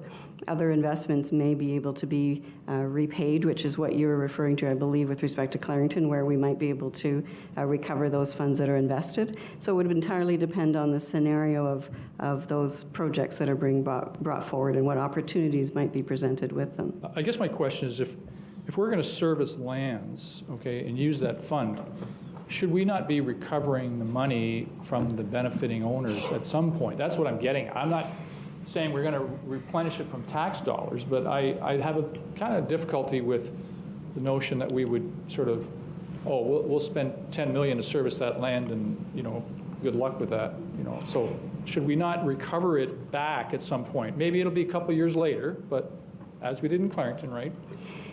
That's what I'm asking is, will the benefiting landowners eventually have to put the money back into that? Councillor Neal, the CEO would like to answer that. Yes, the idea is that those part of the replenishment would be through things such as development charges as the property is developed. The purpose of servicing the land is to expedite development, so part of this process will be our staff working with the landowners to ensure that if we are servicing land, it's not going to be land banked, and that we can expect a return on our investment through development charges and possibly other means in the short to medium term. And you use the term key locations. Is that an employment lands, or is that other lands? It is focused on employment lands, and in terms of key locations, we're working with the local municipalities to identify priority locations. Okay, thank you. Did you want to add anything? Okay, perfect. Okay. Councillor Anderson. Thank you, Chair. So it's $19.4 million for servicing of employment land. Does this represent an increase over normal, or what it normally is, or? So if I may, through the chair, that report that went to planning on servicing of employment lands, I think is a very good read, and perhaps Simon would endeavor to circulate that through. The total for that is way beyond 19 million. But there will be a multitude of funding opportunities and arrangements as those projects, those key projects that were referenced in the report. There's a whole process underway right now to analyze those and determine and prioritize in conjunction with the local municipalities. And then as those projects are prioritized and come forward, we would look at what funding mechanisms. All we're doing here is creating one source of a funding mechanism in conjunction with other sources that may be available, like development charges. And if I may defer to the Director of Economic Development, whether he has anything to add, because I'm explaining something that's another department's responsibility. So if I may, Sure, through the chair. The report, I think, that the commissioner was referring to is EDT 15. It's an update on the project to evaluate potential servicing of employment lands. And there is intended to be an information report coming shortly that will identify the sites that were submitted by each of the local area municipalities for consideration. So that information report should come in the next 6 weeks approximately. And may I follow up? How much land would this entail? So maybe the surface answer I can give, I'm not sure that we can define the land. One of the things to keep in mind that while we're calling it servicing of employment lands, it's not necessarily on private property. There are areas where regional servicing, it's a combination of what's required to bring those lands on stream. So it's not necessarily private property work. It could be a regional project that's further out in our forecast that gets brought forward as a result of those prioritizations. So it's a little bit of a mixed bag of things, if I've characterized that correctly. Okay, thank you. Ms. Taylor, on that, we've got two different numbers. Can't recall where I read it, but you're suggesting that the total asks on the servicing were 100. I thought 180. That stuck in my mind. But Councillor Anderson, that's a tiny portion of what we would like to do. Certainly, that gives the context at least. It's a very significant number that's being worked through to try to finalize based on what the prioritization of projects are, working with the local level. Okay, on item 1. Sorry, Councillor Anderson. I was just saying that made more sense than the 19.4. That didn't seem as much to me anyhow. Thank you. Councillor John Neal. Yeah, just real quick, are there other regions that are using this same format now, or are they developing it? If I may, through the chair, with respect to a long-term financial strategy or with respect to servicing of lands? Both. If I may, through the chair, with respect to servicing, I'm not sure whether perhaps the Director of Economic Development can speak to what others are doing. With respect to the long-term financial strategy, we did do a poll of all of our peers and took a look at best practices. We took a look at what municipal finance officers has under their recommendations. We took a look at the Government Finance Officers Association, which is an international one. So we did pull in best practices from all of those items in preparing the long-term financial strategy that you see before you. With respect to the servicing, if I may, I'll defer that question as well to the Director. Through the chair, our understanding is that yes, I think there are other jurisdictions that have pursued a proactive approach to bringing servicing to employment areas, and we could certainly report back on the efficacy of those efforts if it were of interest. Well, if that's the case, then the results of what they've done, so they've done it before us, and was their initiative, was it a positive initiative? Did it bring about what we're trying to do here? I guess would be my next follow-up question. Yeah, through the chair, we can definitely conduct that research and report back. Okay, thank you. Is there anything further? So, Councillor Neal, I can tell you that in Clarington, in terms of servicing employment lands, I think within 2 years they were taken, and we have, I'll look at Clarington councillors or Mr. Gill, about an acre left. Is that accurate? 1? All right, anything further on item 1? Thank you. On number 2, Councillor Neal. Well, it was already on, oh, yes, sorry. All in support. That's a good plan, Mayor Carter. Opposed? Carried. Thank you. And item 2. Yes, sir. I think if you would allow, members of council, we've been here since 8:30. I would suggest that we take a 15-minute recess. I don't think we'll go very much farther after that in time-wise, but if I could get someone to move a 15-minute recess. Moved by Mayor Ryan, seconded by Councillor Morin. All those in favor? Opposed? None. We're in recess for 15 minutes. Thank you, Chair Foster.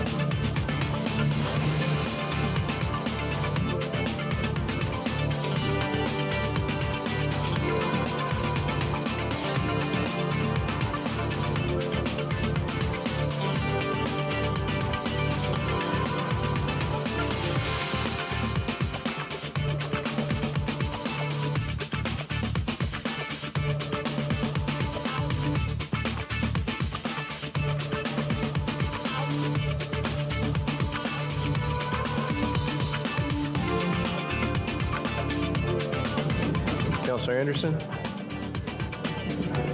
Councillor Anderson? Thank you. It's about work, talking work. Well, so are we. So we're calling the meeting back to order. Mayor Foster, as Chair of Finance, you have the floor. We're on item number 2. Thank you, Mr. Chair. We are sugared up and recaffeinated. Whether that was a good idea or not will soon be determined. Item 2, Councillor Neal. Yeah, thank you, Mr. Chair. I guess one of my questions is how do you define a healthcare institution? So, i.e., I'm looking at page 65, and is like Grandview Children's Center, is that considered healthcare or special project? I didn't see them on this list here, so. Because I think they've received, haven't they received funding, or is it ongoing or completed, or? So if I may, through the chair, I believe they did do a presentation to this council prior to my coming, and council received it for information under the anticipation that at the right point in time, they would come back and request funding. But they didn't actually request funding at that particular point in time. I think it was an education to advise council of what they were doing and what that would look like.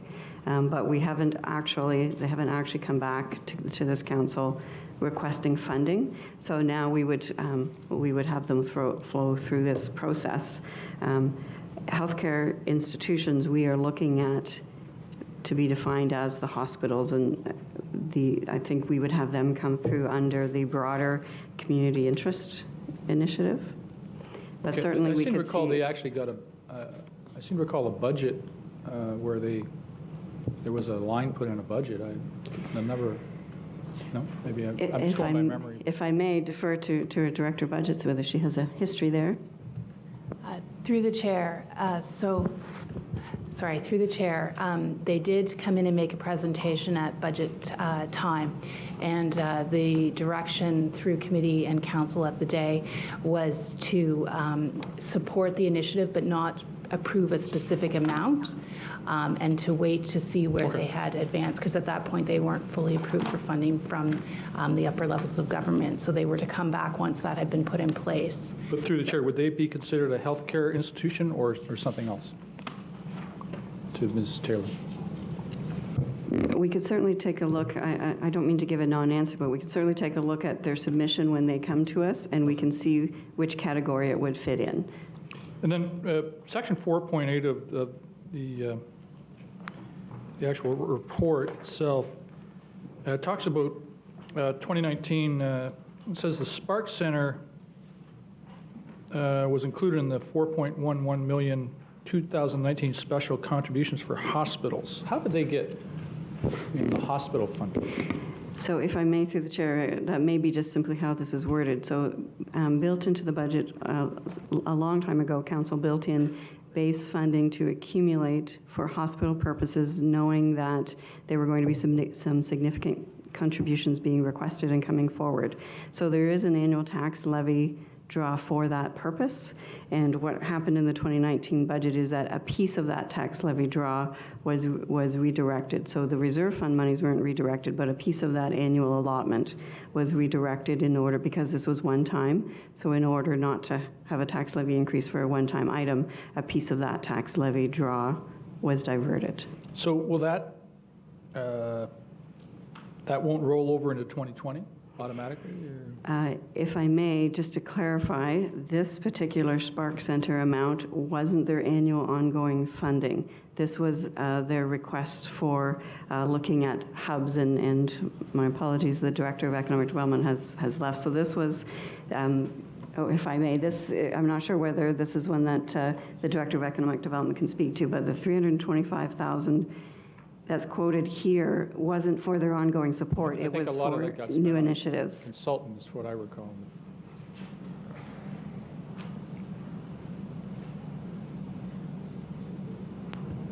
Yes, thanks through the chair. So the question is with regard to the $325,000 for this year? Okay. Yes, the $225,000 of that funding was allocated to the preparation and submission of a FedDev application for funding for a Beehive Innovation Network, which was led by the Idea Summit, and they had tasked Sherry Colburn of the Spark Center to lead that initiative. And $100,000 of that was allocated to support for origination and initialization of innovation cells and accelerator spaces around the region throughout the local area municipalities. Okay. So just my next question is through the chair. Lake Ridge Health Bowmanville, $750,000. Are you expecting a sort of a large request coming in from Lake Ridge Health Bowmanville? It seems pretty modest on this list. So yes. I see. Yes, I'm pleased to see the chair nodding his head. So. Yes, that's correct. This is a number that was requested previously. Okay. So we're, yes, anticipating addition. All right. Thank you very much. Okay, on item 2, do we have anything further? Call the question. All in support. Opposed. That is carried. Councillor Neal, you have 7. Yes, Mr. Chair. Thank you. I guess I find the amount for this implementation just staggering. So another 1.945 million to a total of 14,845. Like, how long has this been going on, and how many people are involved? So if I may, through the chair, the reason why you find the number to be large is this is a mammoth exercise and project that is astoundingly transformational. Anecdotally, when I first arrived and went on a tour of finance, when I went through the water billing area, I could see their screens up, and those of you that are the same vintage as myself, it was screens, DOS-looking screens. That's the software is 30 years old. It's astounding to me that it actually would turn on every day for 178,000 customers. So while the dollar value may seem large, in context of the sheer magnitude of what this transformation is, it's absolutely astounding. And most of the calls that each of you direct or send to me have to do with water billing complaints. So the software and the initiative around it is transformational. There's entire project teams. We've had staff on secondment for 2 years. So this is, I think, 22 months into the journey. I'm estimating that number. We went live on Thanksgiving weekend. So we are now operating under the new system. So the capabilities of the portal will be going live, which is the public-facing website, in very short order. We want to test it. If any of you guys on water billing would like to try it out, we want to test it, and it'll go live to the entire public. The portal piece, out-facing website piece, will go live in the spring. So it will be things like you can bill your read your billing information online. You can enter meter readings online. You can choose payment options, including e-payments online. You can get paperless bills. So yes, I appreciate the number is a large number, but the sheer magnitude of this project, it will be, this is my personal opinion, a North American award-winning endeavor once we are completed all of this. So I don't mean to belittle the pricing. This is an astounding adventure. I mean, if you do, through the chair, if you do some of the, like, when did these people start, you know? So this, if I may, through the chair, this project was launched, I want to say, I think it's 22 months. I think we're almost into the 2-year mark of the project. So how many full-time people do they have working on it through the chair? My apologies, I don't have in front of me exactly how many staff were seconded and how many. There are multiple. I'm talking about external staff that presumably are on site or. So there are multiple companies that are involved. So again, my apologies, we're paying them to provide a service. There are multiple people that have been here for the entire duration. Some come and go depending on the phase of the project, because there's a lot of design and upfront assessment of needs, what the Oracle product needed to deliver, all of those kinds of things.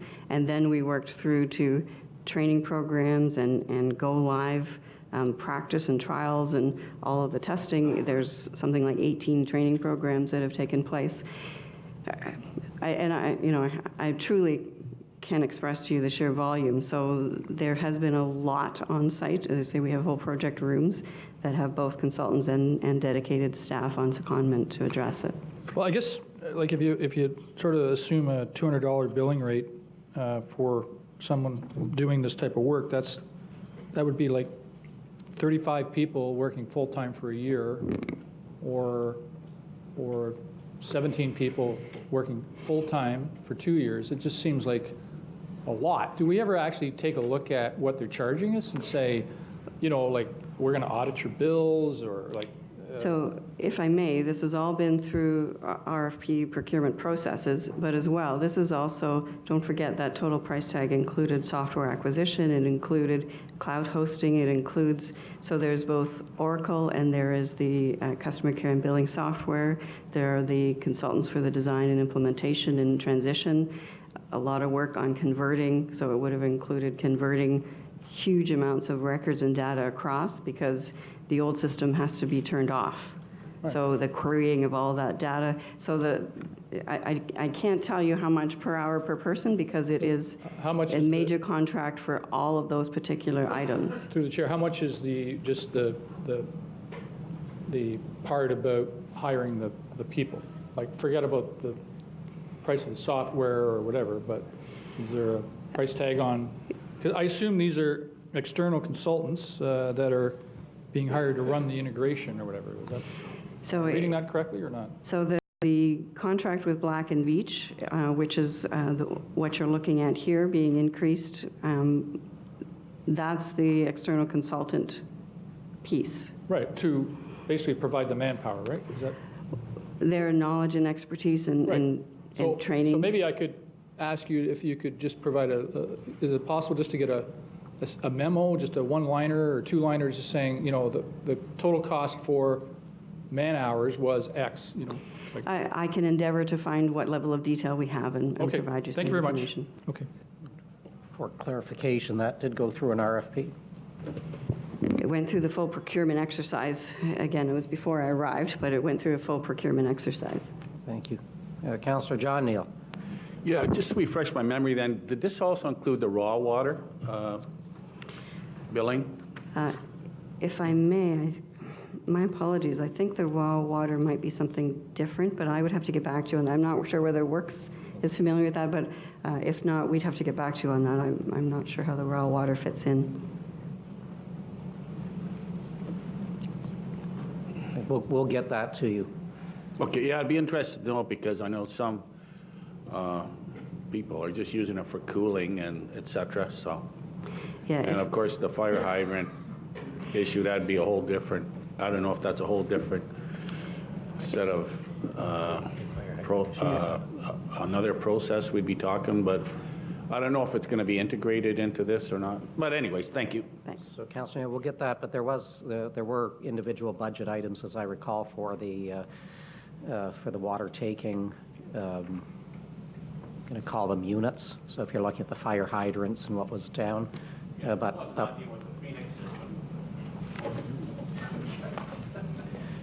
Okay, on item 7, do we have anything further? Call the question. All in support? Opposed? That is carried. Thank you, Councillor Pietri. You had item 5. Yeah, thank you, through you, Mr. Chair. I just wanted to, as one of the most vocal proponents of this pilot project, thank Council and your committee, as well as our staff, for having moved forward with this. Since May 1st, I see that child ridership has increased significantly, and it should be of no surprise.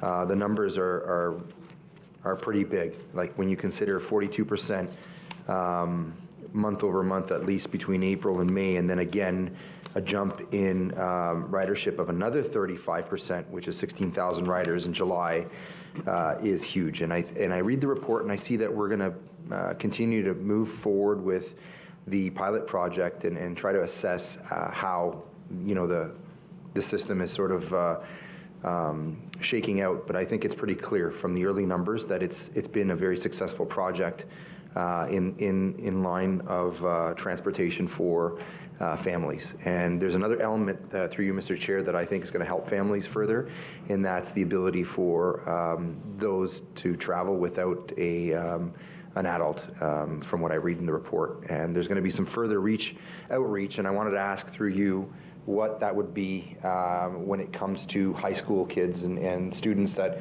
we've been trying to facilitate for, I guess, since the period in which we lost their ridership. And through you, Mr. Chair, if we can have transit respond to that, as well as any sort of considerations as part of this report, because I look forward to seeing our ridership increase and providing convenience for those students at the high school level as well. Through the chair, we had a very successful launch of the Y10 fare incentive this fall. We had over close to 700 students take advantage of that, youth. And what we're currently doing is we are in consultation with Durham Student Transportation Services to evaluate what our other opportunities are to continue to look at providing public transit for students. Excellent. If we could just respond as to what level or what point we're at, because it's something that I know that a lot of parents have asked of us as counselors, and a lot of students continue to ask each of us when considering the amount of yellow buses, which I would believe they cause a great deal of concern in neighborhoods and in communities on our streets, especially when they're lighting up and idling and so on. And with our buses being available, just wanted to know how soon we can get those kids onto those Durham Regional Transit buses that we're already paying for. So we have our first consultation with DSTS on Friday to, again, take a look at what public transit can do to support student transportation. Excellent. So it's safe to say that we're moving forward with that initiative and hoping that we can add to this pilot project and what we're already doing with those students at the high school level. We are looking to see what we can do for our youth in making public transit accessible and that they use it for their trips to school. Excellent. I thank Transit, your committee, and council very much through you, Mr. Chair, and look forward to hearing back about the high school students being added to our ridership again. Thank you, Councillor. Anything further on that item? Call the question. All in support? Opposed? That is carried. We have one poor orphan item, the only item, as a matter of fact, that wasn't pulled. I hope you feel a little sorry for it. That is item 4. I will call the question. All in support? Thank you at least for the grin, Councillor Crawford. That is carried. Do we have anything for finance or admin beyond what has been on this agenda? Councillor Neal.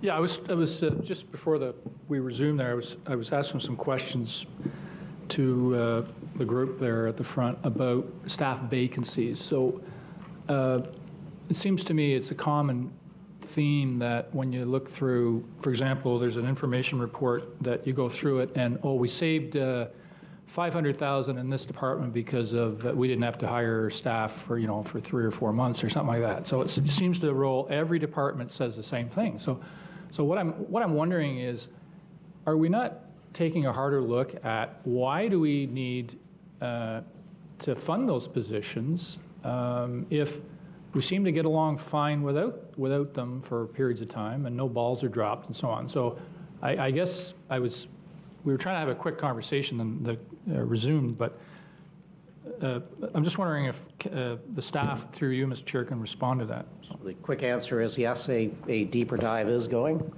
Well, that's my... So sorry. Yeah, passing it along. So through the chair, as we spoke on October 11th, we put a CIP report out about staffing vacancies. We've done the analysis of the vacancies that are been vacant for 1 year or 2 years. Our policy that we're put in place from an administration level is those positions that have been vacant for 2 years, we are following up on and we'll be reporting back at budget whether they have been reclassified to another position, deleted from the system because they are no longer necessary, that type of an area. At this point, we're looking at 23 positions across the entire corporation that have been vacant for at least 2 years. There is some justification for a few of them, but we're looking at each one of them individually. And through the CAO at budget time, we'll report back. I guess to say we have to wait 2 years to decide if, no, I see a head shaking, so. I mean, shouldn't it be a little more immediate? I'm not, not that's been vacant for a month, but if it's 6 months, and yet the same, I guess, commissioners coming in saying, oh, by the way, here's my list of new staff requests. Like, that's the problem I have is, we know these vacancies are all over the place, yet every year that I've been here, we've been authorizing, the council's been authorizing on average between 40 and 50 new staff positions. So, and I assume we're going to have the same thing this year. So I'm just wondering, we have to wait 2 years to actually bring the hammer down and say, guess what? That's gone from your budget. That's all. So internally, we are reviewing after a year, but 2 years if there have not been no activity. So no activity would include there hasn't been a temporary person in the position, there has been no recruitment of that type of position. Sometimes we're waiting for a job description to come forward for a new role. Before we will post a position, we need a full job description so we have the appropriate compensation for that position. Well, I do recall this coming up a while back. It might be roughly, I'm just guessing, but roughly maybe a year. And then I remember Councillor Collier questioning about the vacancies, and then, they're all filled. That was, am I recalling that correctly? I do recall Councillor Collier, through the chair, asking the question. We advised of a number that was currently vacant based on the system. Upon investigation in the system, we did not tie those positions that were currently within recruitment or had been filled by a temporary resource because someone had taken another learning opportunity or secondment as to a project or something. So the vacancy number did come down from a 200 level, much lower. So right now, as we say, we're looking at 13 that have not been filled in a year and 23 that haven't been filled within 2 years. Okay, and I've asked previously about overtime. I do recall getting a number that was like $10 million for overtime. Is that being looked at through you to the CAO? Is our overtime situation being looked at? In other words, in one fiscal year, my recollection is the bill was $10 million for overtime. Through you, Mr. Chair, I will have to look into that. That's not an issue that's come up in the past couple of months, but we will certainly look into that and report back as part of the budget process. Okay. Generally, overtime does have to be approved by directors or department heads, though. All right, and my last question to the CAO is, I guess I'm pleased to hear that you're looking at some of the efficiencies for departments, right? Is that kind of essentially, okay, so do we ever take a look at, within departments, the job descriptions and titles and, whether we actually need a person dedicated to this particular job and so on, and does that really make sense anymore? Like, is that looked at on an ongoing basis? That is very much part of this process review that that is going on. As processes are modernized, upgraded, automated, the positions required to support them and the job descriptions of those positions will also have to be reviewed. So, for example, the treasurer is already undergoing a departmental review in her area, and a number of positions are being reviewed and reassessed. So it's very much part of the process. Okay. All right. So thank you very much. All right, do we have anything further? Seeing none, I thank you all very much, and staff as well. Thank you. Health and Social Services?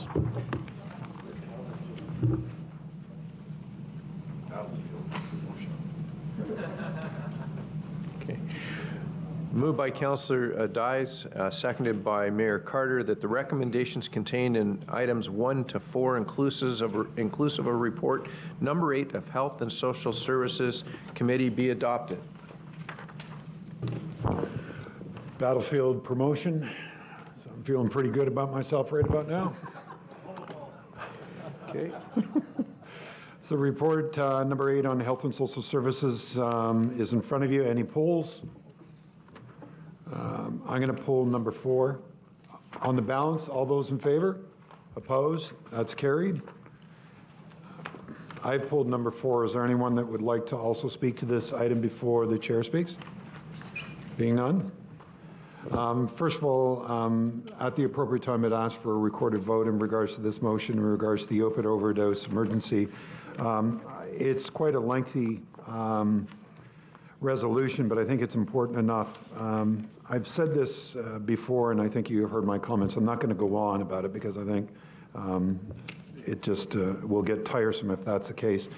But I believe that you understand what the city of Oshawa is facing at this particular time, but we are facing the same type of crisis, this health epidemic across the country of Canada. Somewhere along the line, we need our federal and provincial governments to really stand up and say this is a national health crisis and a health epidemic. We need it to be declared an emergency so that funds and resources are able to be brought forward so that we will be able to meet the needs, not only in regards to the impacts of the event that happens at that particular moment, but we need a strategy that looks at it as an overall strategy for this country. I find it unacceptable that a campaign of 45 days that was undertaken and not one word was spoken about the health epidemic that is hitting our country that took 12,000 lives. Somewhere along the line, I find that very unacceptable. And I will continue to ask the federal and provincial government not only to declare it a health epidemic, but at some point we need to make sure that those 12,000 families that have been impacted by the loss of a loved one is not forgotten about. The year 2019 will see our death rate increase to probably over 5,000. Yes, Ontario's numbers are growing, and even Durham region, we are on pace, I believe, to be somewhere in the neighborhood between 60 and 65 deaths this year that are related to this health epidemic. I am urging every member of council to please educate, inform, advocate on behalf of this council and your local councils. I'm going to ask you all to invite Ms. Hutchison to your local councils to be able to do the presentation. And I am asking you to talk to your MPs and your MPPs in regards to their commitment in regards to raising this in the House, and ask them to make this a national emergency and that it no longer can wait.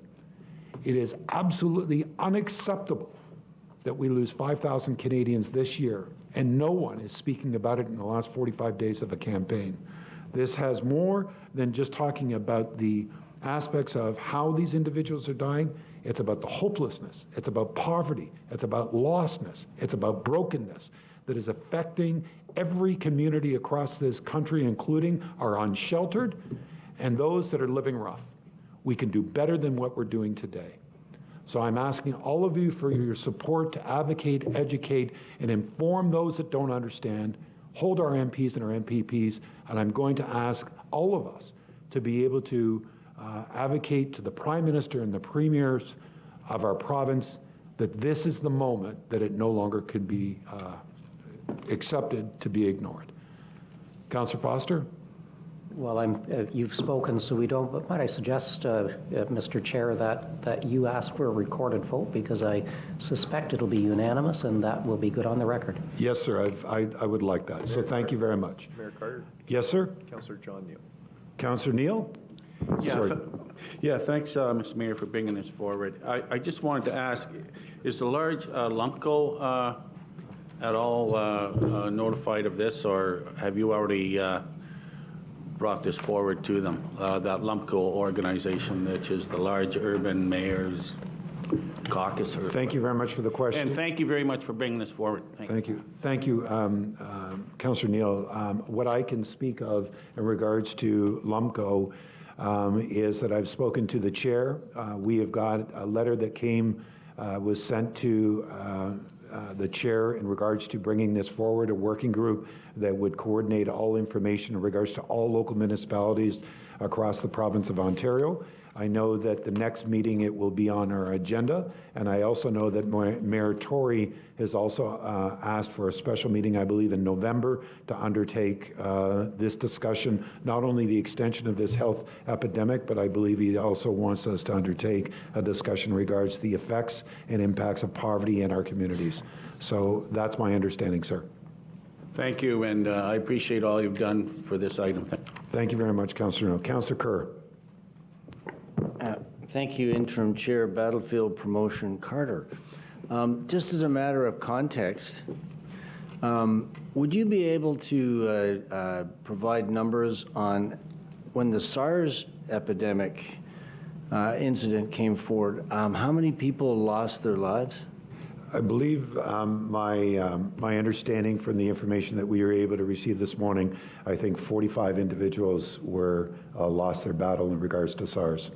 Do you remember, and this is certainly not to lessen that, incident, do you remember what the cost was that was spent to deal with that particular situation? I don't. I might be able to ask Dr. Kyle and say good morning, almost good afternoon, Dr. Kyle. So I can't give you specifics, but it would be in the millions of dollars. The entire health system in certainly southern Ontario was disrupted, and yeah, it would be in the millions of dollars. Okay, and so we have 45 individuals that lost their lives, sadly, and again, not to lessen that, but we've had 12,000 individuals in the last 2 years lose their lives, and I'm just wondering where's the equivocation here? Why there's something that hasn't been mentioned about this before? Do you have any feedback on that? I can certainly understand why you're coming from the direction you are about this. If you indulge me, there's a reason why I'm utilizing the word health epidemic instead of opiate crisis. What I'm hoping is my interpretation is that this issue has not got the type of attention that I believe it's necessary, because I think the stigmatization of it being classified as an opiate crisis instead of a health epidemic. So I'm specifically using those words so that we will be able to change the conversation, and I'm hoping that that change will bring a different set of lens on this particular issue. But I'm only speculating, Councillor Kerr, in regards to my interpretation, but I believe that by utilizing the health epidemic word, I believe that it will hopefully bring a different focus in regards to the subject matter. Okay, thank you very much. Thank you. Seeing no other questions. Recorded vote has been called. Thank you very much, Chair. The vote is now open.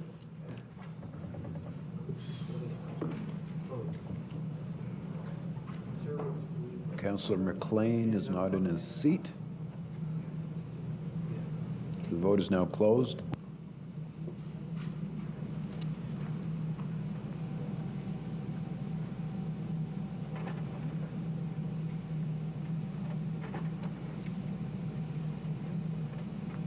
Okay, it's unanimous by members in their seats.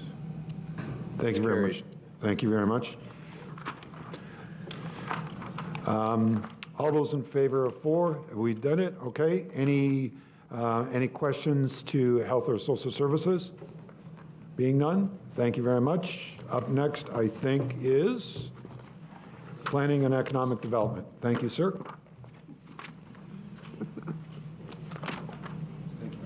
You're welcome.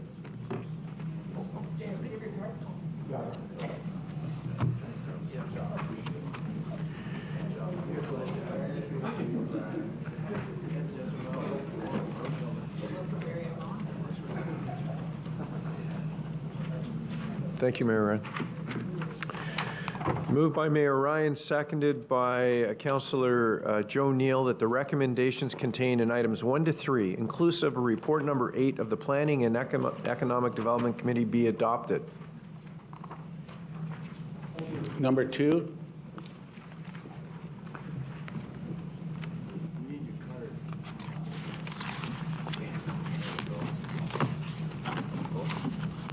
Technically challenged, thank you. Which item, Councillor Neal? Sorry? Number 2. Any others to be pulled? Councillor Crawford? Number 1. Number 1. Councillor Neal? Number 3, please. Trifecta. Okay. Councillor Neal, Councillor Crawford, and Councillor Neal again. All right. Councillor John Neal, item number 1. Transportation System Discussion Paper. Yeah, item number 2, yep, Provincial Policy Statement Review.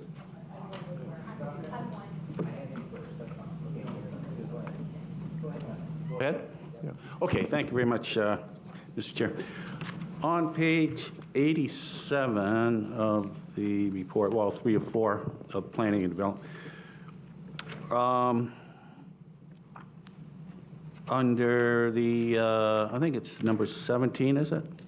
Yeah. Roman numeral XV11. Yeah. That it reads that the province provide guidance regarding how excess fill can be managed by the planning and development approvals process, and suggests that excess fill can be managed through engineering approvals for developments following the draft approval stage. Can I just have clarification through you, Mr. Chair, what exactly we're talking about with that? I think I know what it's all about, and I've had a little bit of discussion with the commissioner, but I just want some clarification on it. Mr. Bridgman? Through you, Mr. Chair, some of the things that we think this guidance will tell us is about tracking the location of fill, where it's coming from, where it's going to, especially when it crosses jurisdictions, the amount of testing that's being done, so that when the load arrives at the receiving site can see that it's, you know, being clean, that it is a clean load, and things like that. That's what we don't have right now. And that's what we think that this is going to be providing to us. And I really appreciate that answer. Through you, Mr. Chair, to the Commissioner, how do we get this implemented now? It's there. I like what you've said, because I think we've all had to deal with this. Doesn't matter what municipality we're from here today. It'd be nice if something like this could be implemented, because we got issues with it, and we're going to have issues where, for whatever reason, when someone buys a new house, Mr. Chair, just allow me a little bit of digression here. When someone buys a new house, they go to plant a tree or something, they can't get into it's a clay, hard surface. The topsoil's gone or piled somewhere. For sometimes, I know in Brooklyn, I think there's been a pile of topsoil there for a long time. What are they waiting for? What are they doing with it? Where is it going? Nobody knows. It's kind of like a shadow process that nobody's sure. And I'm really glad you were able to clarify this. But when someone buys a new home, they pay enough for it. Can they not plant something in it with all this topsoil that's disappeared? So if you could just maybe help me out with that, why you can't plant a tree after you bought a new home for $800,000, $900 million. Well, I can tell you from personal experience, not that that's the quantum that we're talking about, but my general understanding is that when a developer comes to build homes, yes, they strip off the topsoil and then it gets stored some way, and sometimes developers have a real time finding a receiving site for that. But then what's put back is somewhere between 4 and 6 inches of topsoil after the house construction is done. The other part of the answer to that question would be is that fill bylaws are the jurisdiction of the area municipalities, and it's an area that's been evolving over time as this gets more attention. So as far as I know, the area municipalities have their own fill bylaws that would speak to these sorts of things. But it's a discipline that's been evolving over time as more information becomes known. Okay, thank you. Anything further on item 2? Councillor Joe Neal.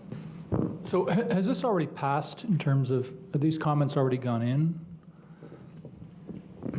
The deadline for comments, yes, was October 21st. Our comments flowing from the committee meeting have gone in, and we followed up with a phone call, or it was part of the covering letter, to say that these aren't fully final council comments, and if anything changes as a result of today's meeting, we would let the ministry know. So they're on standby for that. Okay. So I have an amendment, if I can get a seconder. So my amendment would be as follows, that the province provide clear direction to municipalities as to requirements for mapping of natural heritage systems and minimum vegetation zones in official plans and zoning bylaws. Second it. On the amendment, did you want to speak to that, Councillor Neal? Sure. We've had a robust discussion, we've had a fairly robust discussion in Clarington about this, and it seems to me there's a lot of unclear direction as far as what's actually required. So, and once you delve into the, once you delve into the topic, the provincial policy statement doesn't seem to provide much direction. So it would save us, I think, a lot of grief if the province actually came out and said, here's what you have to do, and here's what's optional. That's all. So your amendment is that through this document that we actually make that request of the province? Right. Yeah, okay. Yeah. Okay, so, fine. Anybody else on the amendment? No. Councillor Neal, would you read the amendment, please? Mayor Ryan, the clerk has the amendment. Oh, do you have it? Okay, thank you. This would be an additional request that the province provide clear direction to municipalities as to requirements for mapping of natural heritage systems and minimum vegetation zones in official plans and zoning bylaws. Okay. So basically, we're just asking the province to make clear what's necessary. Yes, please. Right. Anything further on the amendment? Being none, all in favor? That's carried. Thank you. On the main motion as amended, further discussion? Anybody? Councillor Mitchell? Thank you. I just wanted to highlight one area which relates to policy 1.6.7.5, existing policy, which states that transportation and land use considerations shall be integrated at all stages of the planning process. And for whatever reason, there's a proposal to delete this provision. I expect most of the lakefront municipalities are receiving the similar experience that Whitby is receiving now, which is that most applications are for higher densities, infill areas, and old neighborhoods. So the availability of the option to live a car-reduced lifestyle, knowing what transit support there's going to be and when it's going to arrive is really critical. Right now, I can say that when we talk about transit supportive densities, we generally interpret that as, so we'll put more people here who will eventually use the transit. The challenge always is that we can't actually say to them, we will have a transit level that will also support the people, should they choose to be there.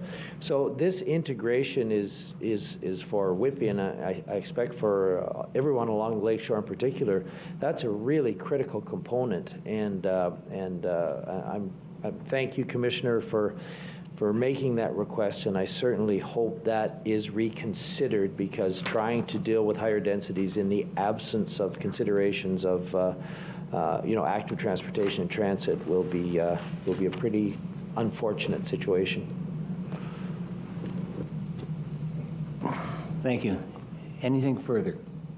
Being none, on the motion as amended, all in favor? That's carried. Thank you. Councillor Crawford?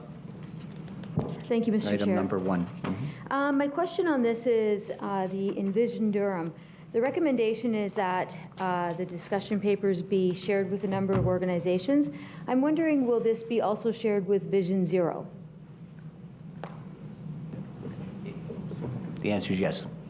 Can we have it put in there that it can be added? Because Yeah, I we'll think take it's that very as a friendly amendment and just, we'll do that. Okay. The other piece is how, I've had a few actually residents question how they can get involved in this. Is there a way that residents can get involved, particularly in the cycling portion of it? Yes, thank you. Through you, Mr. Chair, there's a very good website that allows individuals to request to be on the mailing list and be kept informed of what's going on. It's Envision Durham, www.durham.ca/Envision Durham, and you can go to that site, and it tracks the progress of the whole project, and then there's a link in terms of how to get on that list. Anyone further on item 1? Being none, all in favor? That's carried. Thank you. Item 3 is the regional cycling plan update. Councillor Joe Neal. Well, the reason I pulled this is, again, we have another consultant being paid $140,000.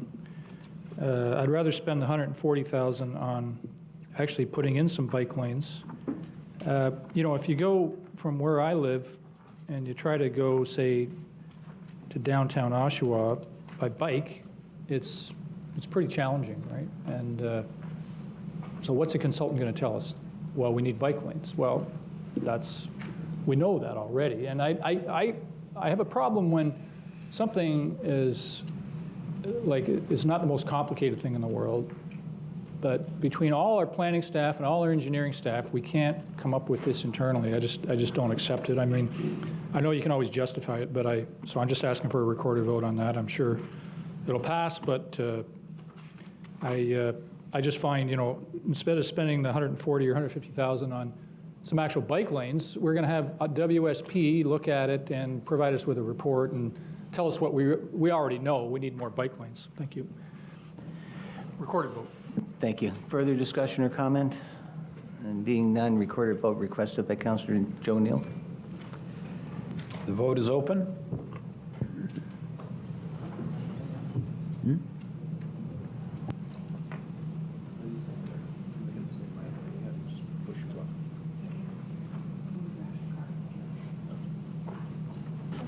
My apologies. I told you I was technologically challenged. Switch there. Yeah, okay.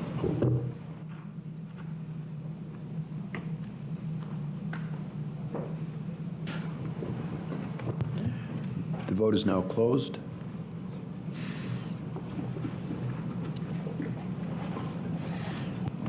The vote is carried. 18 yes, 4 no. Questions? Councillor Crawford. Again, this would be another update or report that I would hope would be vetted through Vision Zero. This isn't part of the Envision report before, right? This is separate. Right. So that would go through Vision Zero also? Yes? Yes. Thank you. We will pass it on. Thank you. Any other questions for planning or economic development? Being none, thank you all. Well done. Thank you. Thank you, Mayor Ryan. Works. Actually, we're now calling it the Councillor Crawford Vision Zero Committee.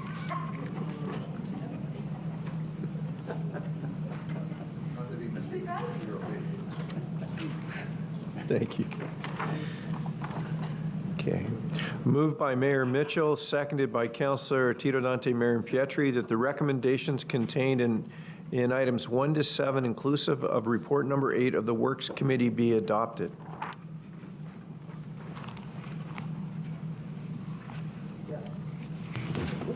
Thank you, Mr. Chair. I have a question for clarification. I'd like to amend the minutes. Would I do that at Works? Would I do it here? I believe you could do it here. Would you prefer I do it at Works? Yes? Then I will do it at Works. I will remember this. Are there any polls? Seeing none, all in favor? Any questions? Councillor Foster, then Councillor Neal. I promise to be very quickly. So this is a request. There was a lot of press over the Nora Greenlee. This was a young lady that disappeared in 1963. The family continues to try to find where her remains may be. Just to request that you reach out to DRP. They're looking for an excavation on Durham region land. I think some dialogue is going on, but I just want to ensure that that does happen. Thank you. Okay, thank you. Councillor Neal? Yeah, thanks, Mr. Chair. I have a question about backflow prevention. So I've been receiving some, talking to some business owners who are getting these letters saying they have to get a contractor in to install or look at backflow. So does that mean you're going to have to actually dig up your service and do something underground like it? And you familiar with that? I don't know if other councillors are getting any of this, but I've heard from business owners in Bowmanville, and they're like scratching their heads, going, "Where does this come from?" And Through you, Mr. Chairman, yes, we do have a backflow prevention bylaw or policy. I would refer to Mr. Middleton for some clarification on it.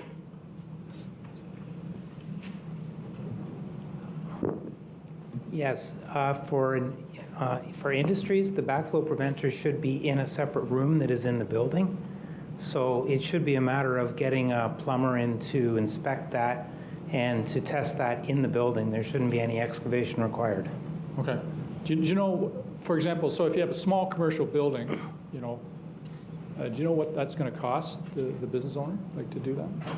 I'm sorry, offhand, no, I don't know what that's going to cost. So what's the deadline for this?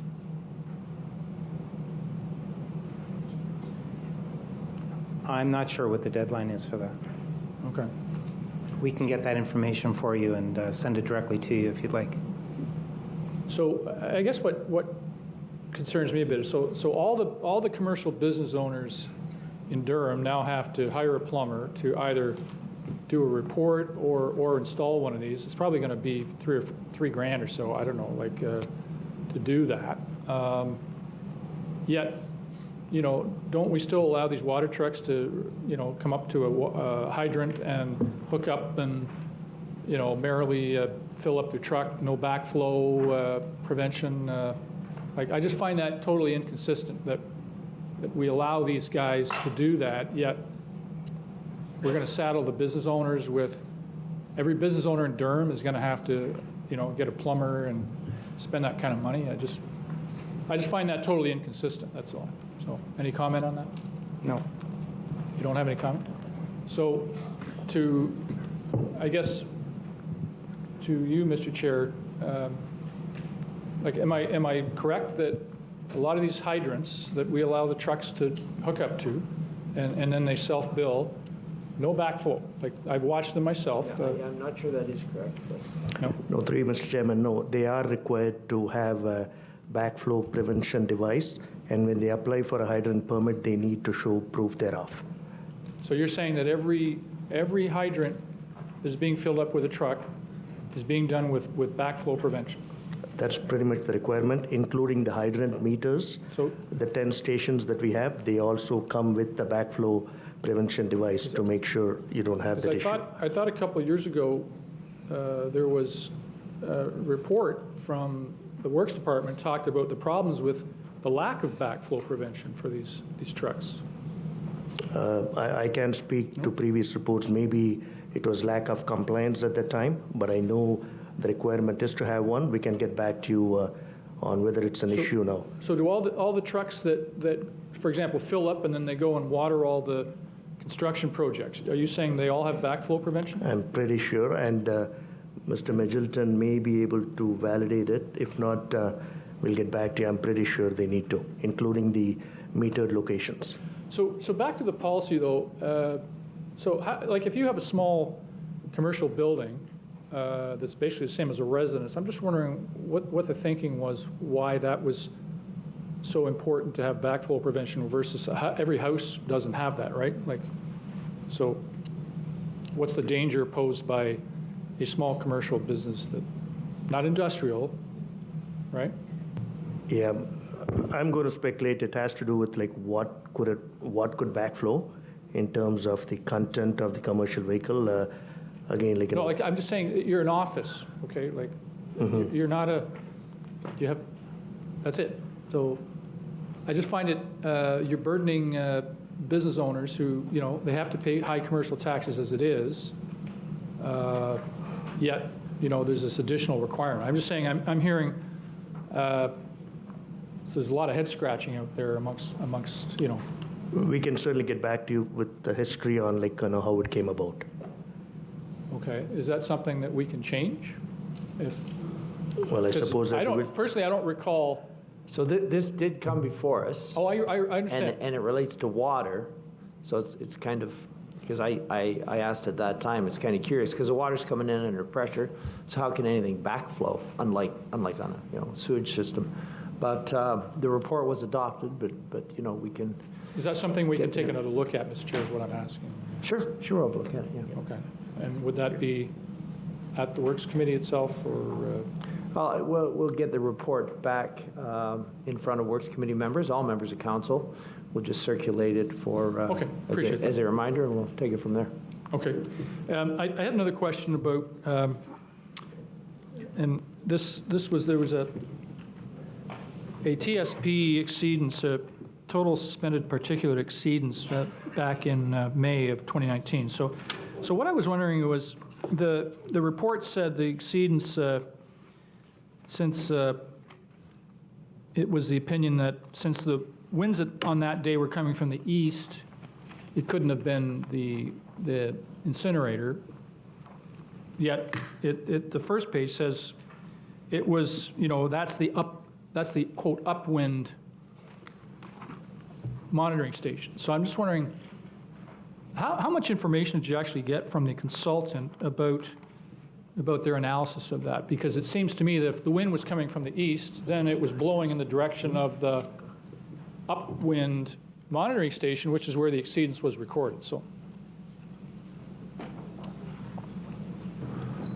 I went over this with Mr. Presta, and they do have a picture of the area they suspect it came from, which I can share with you, but it's certainly, there's a lot of particulate blowing around in that area. Okay. But I'll give you that. You can have a look at it, yeah. But I guess I'm just curious how if the wind's coming from the, I thought the prevailing wind was west, northwest, southwest, west, yet the Curtis monitoring station is upwind and wind's blowing from the east. To me, suggests it's blowing in the direction of that monitoring station. That's all. So, okay. Anyway, and how much wind was there that day? Was there an actual written report received from from RWDI Air Inc.? So I asked this question of Mr. Presta, and he responded to it, and I will retrieve that, and I will share it with you, anyone else on council who's interested, but it was fairly clear information that it was coming from another site. But okay. I'll get it to you. When you say another site, another... Not related to the energy Another center. industrial site, or See, you're asking memory questions. Okay, they're just questions, I don't know. I'll get you his information. It's certainly relevant to where I live. I mean, no, but this is, it's certainly of interest to where I live. Yeah, I'm sure it is. I mean, I don't live right next to it, but. Now, my next question is, was there a shutdown of the EFW in September? Like an actual scheduled, unscheduled, both boilers down? Not that I'm aware of.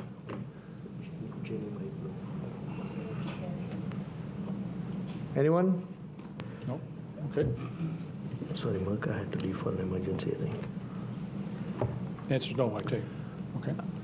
The answer is we don't seem to have the staff available to respond. Okay, last question. I think I brought this up before. But we will get back to you. Okay, all right. And if you've sort of sent me these questions in advance, we could be sure to have them. Okay. All right, thank you. Everything to you before the meeting. Okay, so here's a question I think I've asked a couple times. And so the traffic deaths in 2018, I think I was going to receive maybe, and I'm just checking if I've missed it or something, but where they occurred in Durham in 2018. So is that? Through you, Chairman? Yes, sorry. In a memo, yeah. Okay, great. Okay, thank you. Yep. Councillor Drew. Mr. Chair, I was just directing you that Chair Henry was trying to get your attention. Oh, okay. Councillor John Neal. Yeah, Mr. Chair, I've had reports, I don't know what, I don't have pictures, I just have people telling me that there have been vehicles pulled in, tow trucks pulling vehicles in an incineration site for whatever reason. I was just wondering if that could be checked out. I don't know, they're just telling me that, so I'm just asking if we can find out if that's the case or what, and that's it. Thank you. Certainly. Again, it's really great if this can just be sort of emailed. Then we have a record we sort of track and copy. Other questions, Councillor McLean? I'll make sure I email my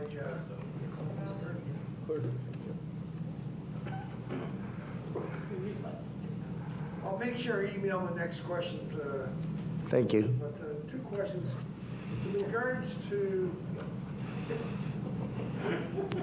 In regards to the relocate company, are we experiencing a delay in our projects because the relocate is not advising us in a timely fashion where underground structures are? If I could through the chair, yes, but on the same account, I'm sure we delay others too, like the 5 business days requirement to respond to all locates has always been challenging. So yes, is it always on the critical path? No, but it can be. Well, I know there's several projects that are behind more than 5 days, still waiting, 15, 30 days for this locate company. And there's only one relocate company that is available, is that right? Or? No, there's one number that you call, but basically the locates are being done by, in our case, our traffic staff and depot staff.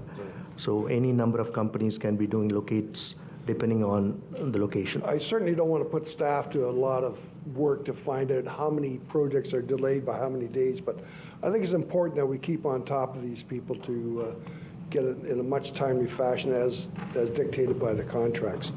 My other question, in regards to timing for the widening of number 2 highway between Dixie and Pickering, Dixie Road and Pickering and Delta, do we have any ideas when that road might be under construction? Or if you don't have the answer now, that's fine, I understand. Send it to me in email. Okay, we will. Thank you. We will. Nothing further? Thank you very much.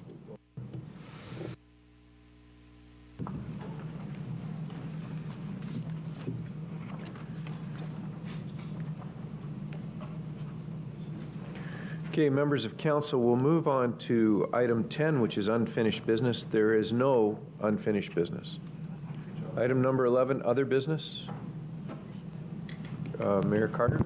So, Mr. Chair, I don't know if this is appropriate, but I just recently I'm coming across a great deal of what they call renovictions, and I'm concerned about that kind of action, and I'm just wondering if we could ask our Social Services Department to be able to look into what the policy, the provincial policy is in regards to that, and see if there is any action that we might be able to undertake at local municipalities, but also maybe a way to work with communications in regards to tenants that are being impacted by this new way of being able to remove long-term tenants out of their facilities.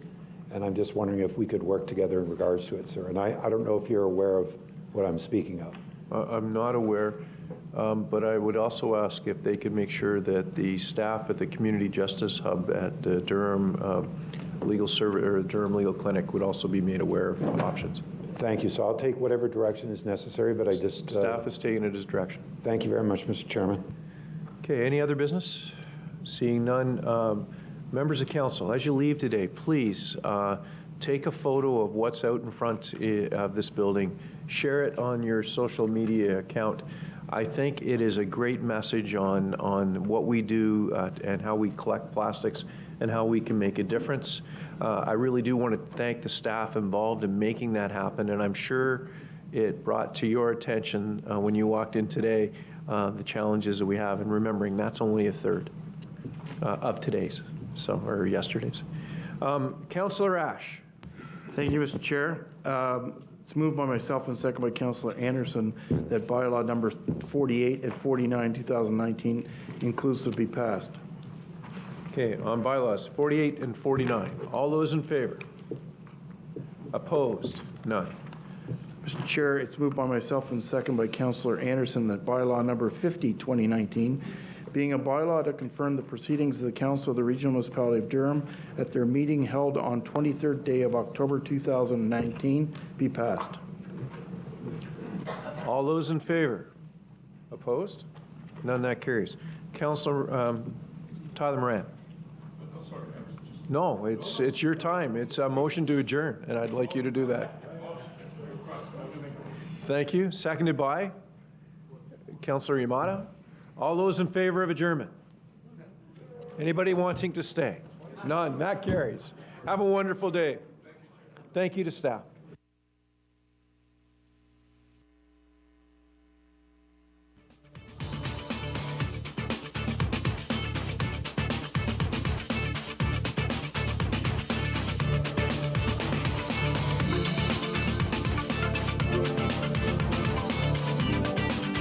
And we'd have our literature, and we would have someone there to answer questions that anyone might have.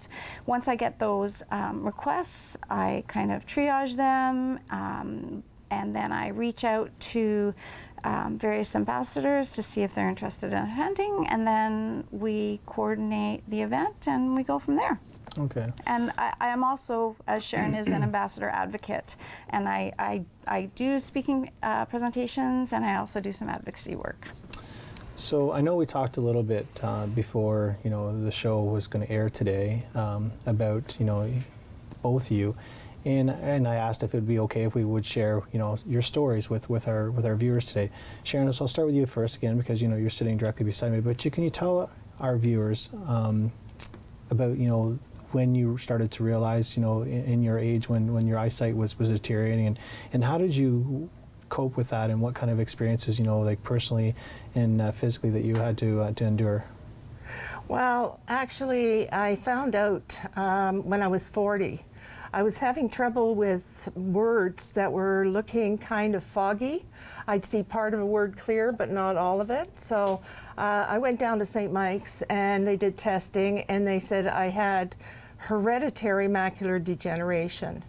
And a couple of years later, my mother found out she had macular degeneration, and it was the hereditary one, but she didn't realize that's what she had. And fortunately, it's slow progression, and there's not much you can do. I'm now 73. I gave And you look magnificent, by the way.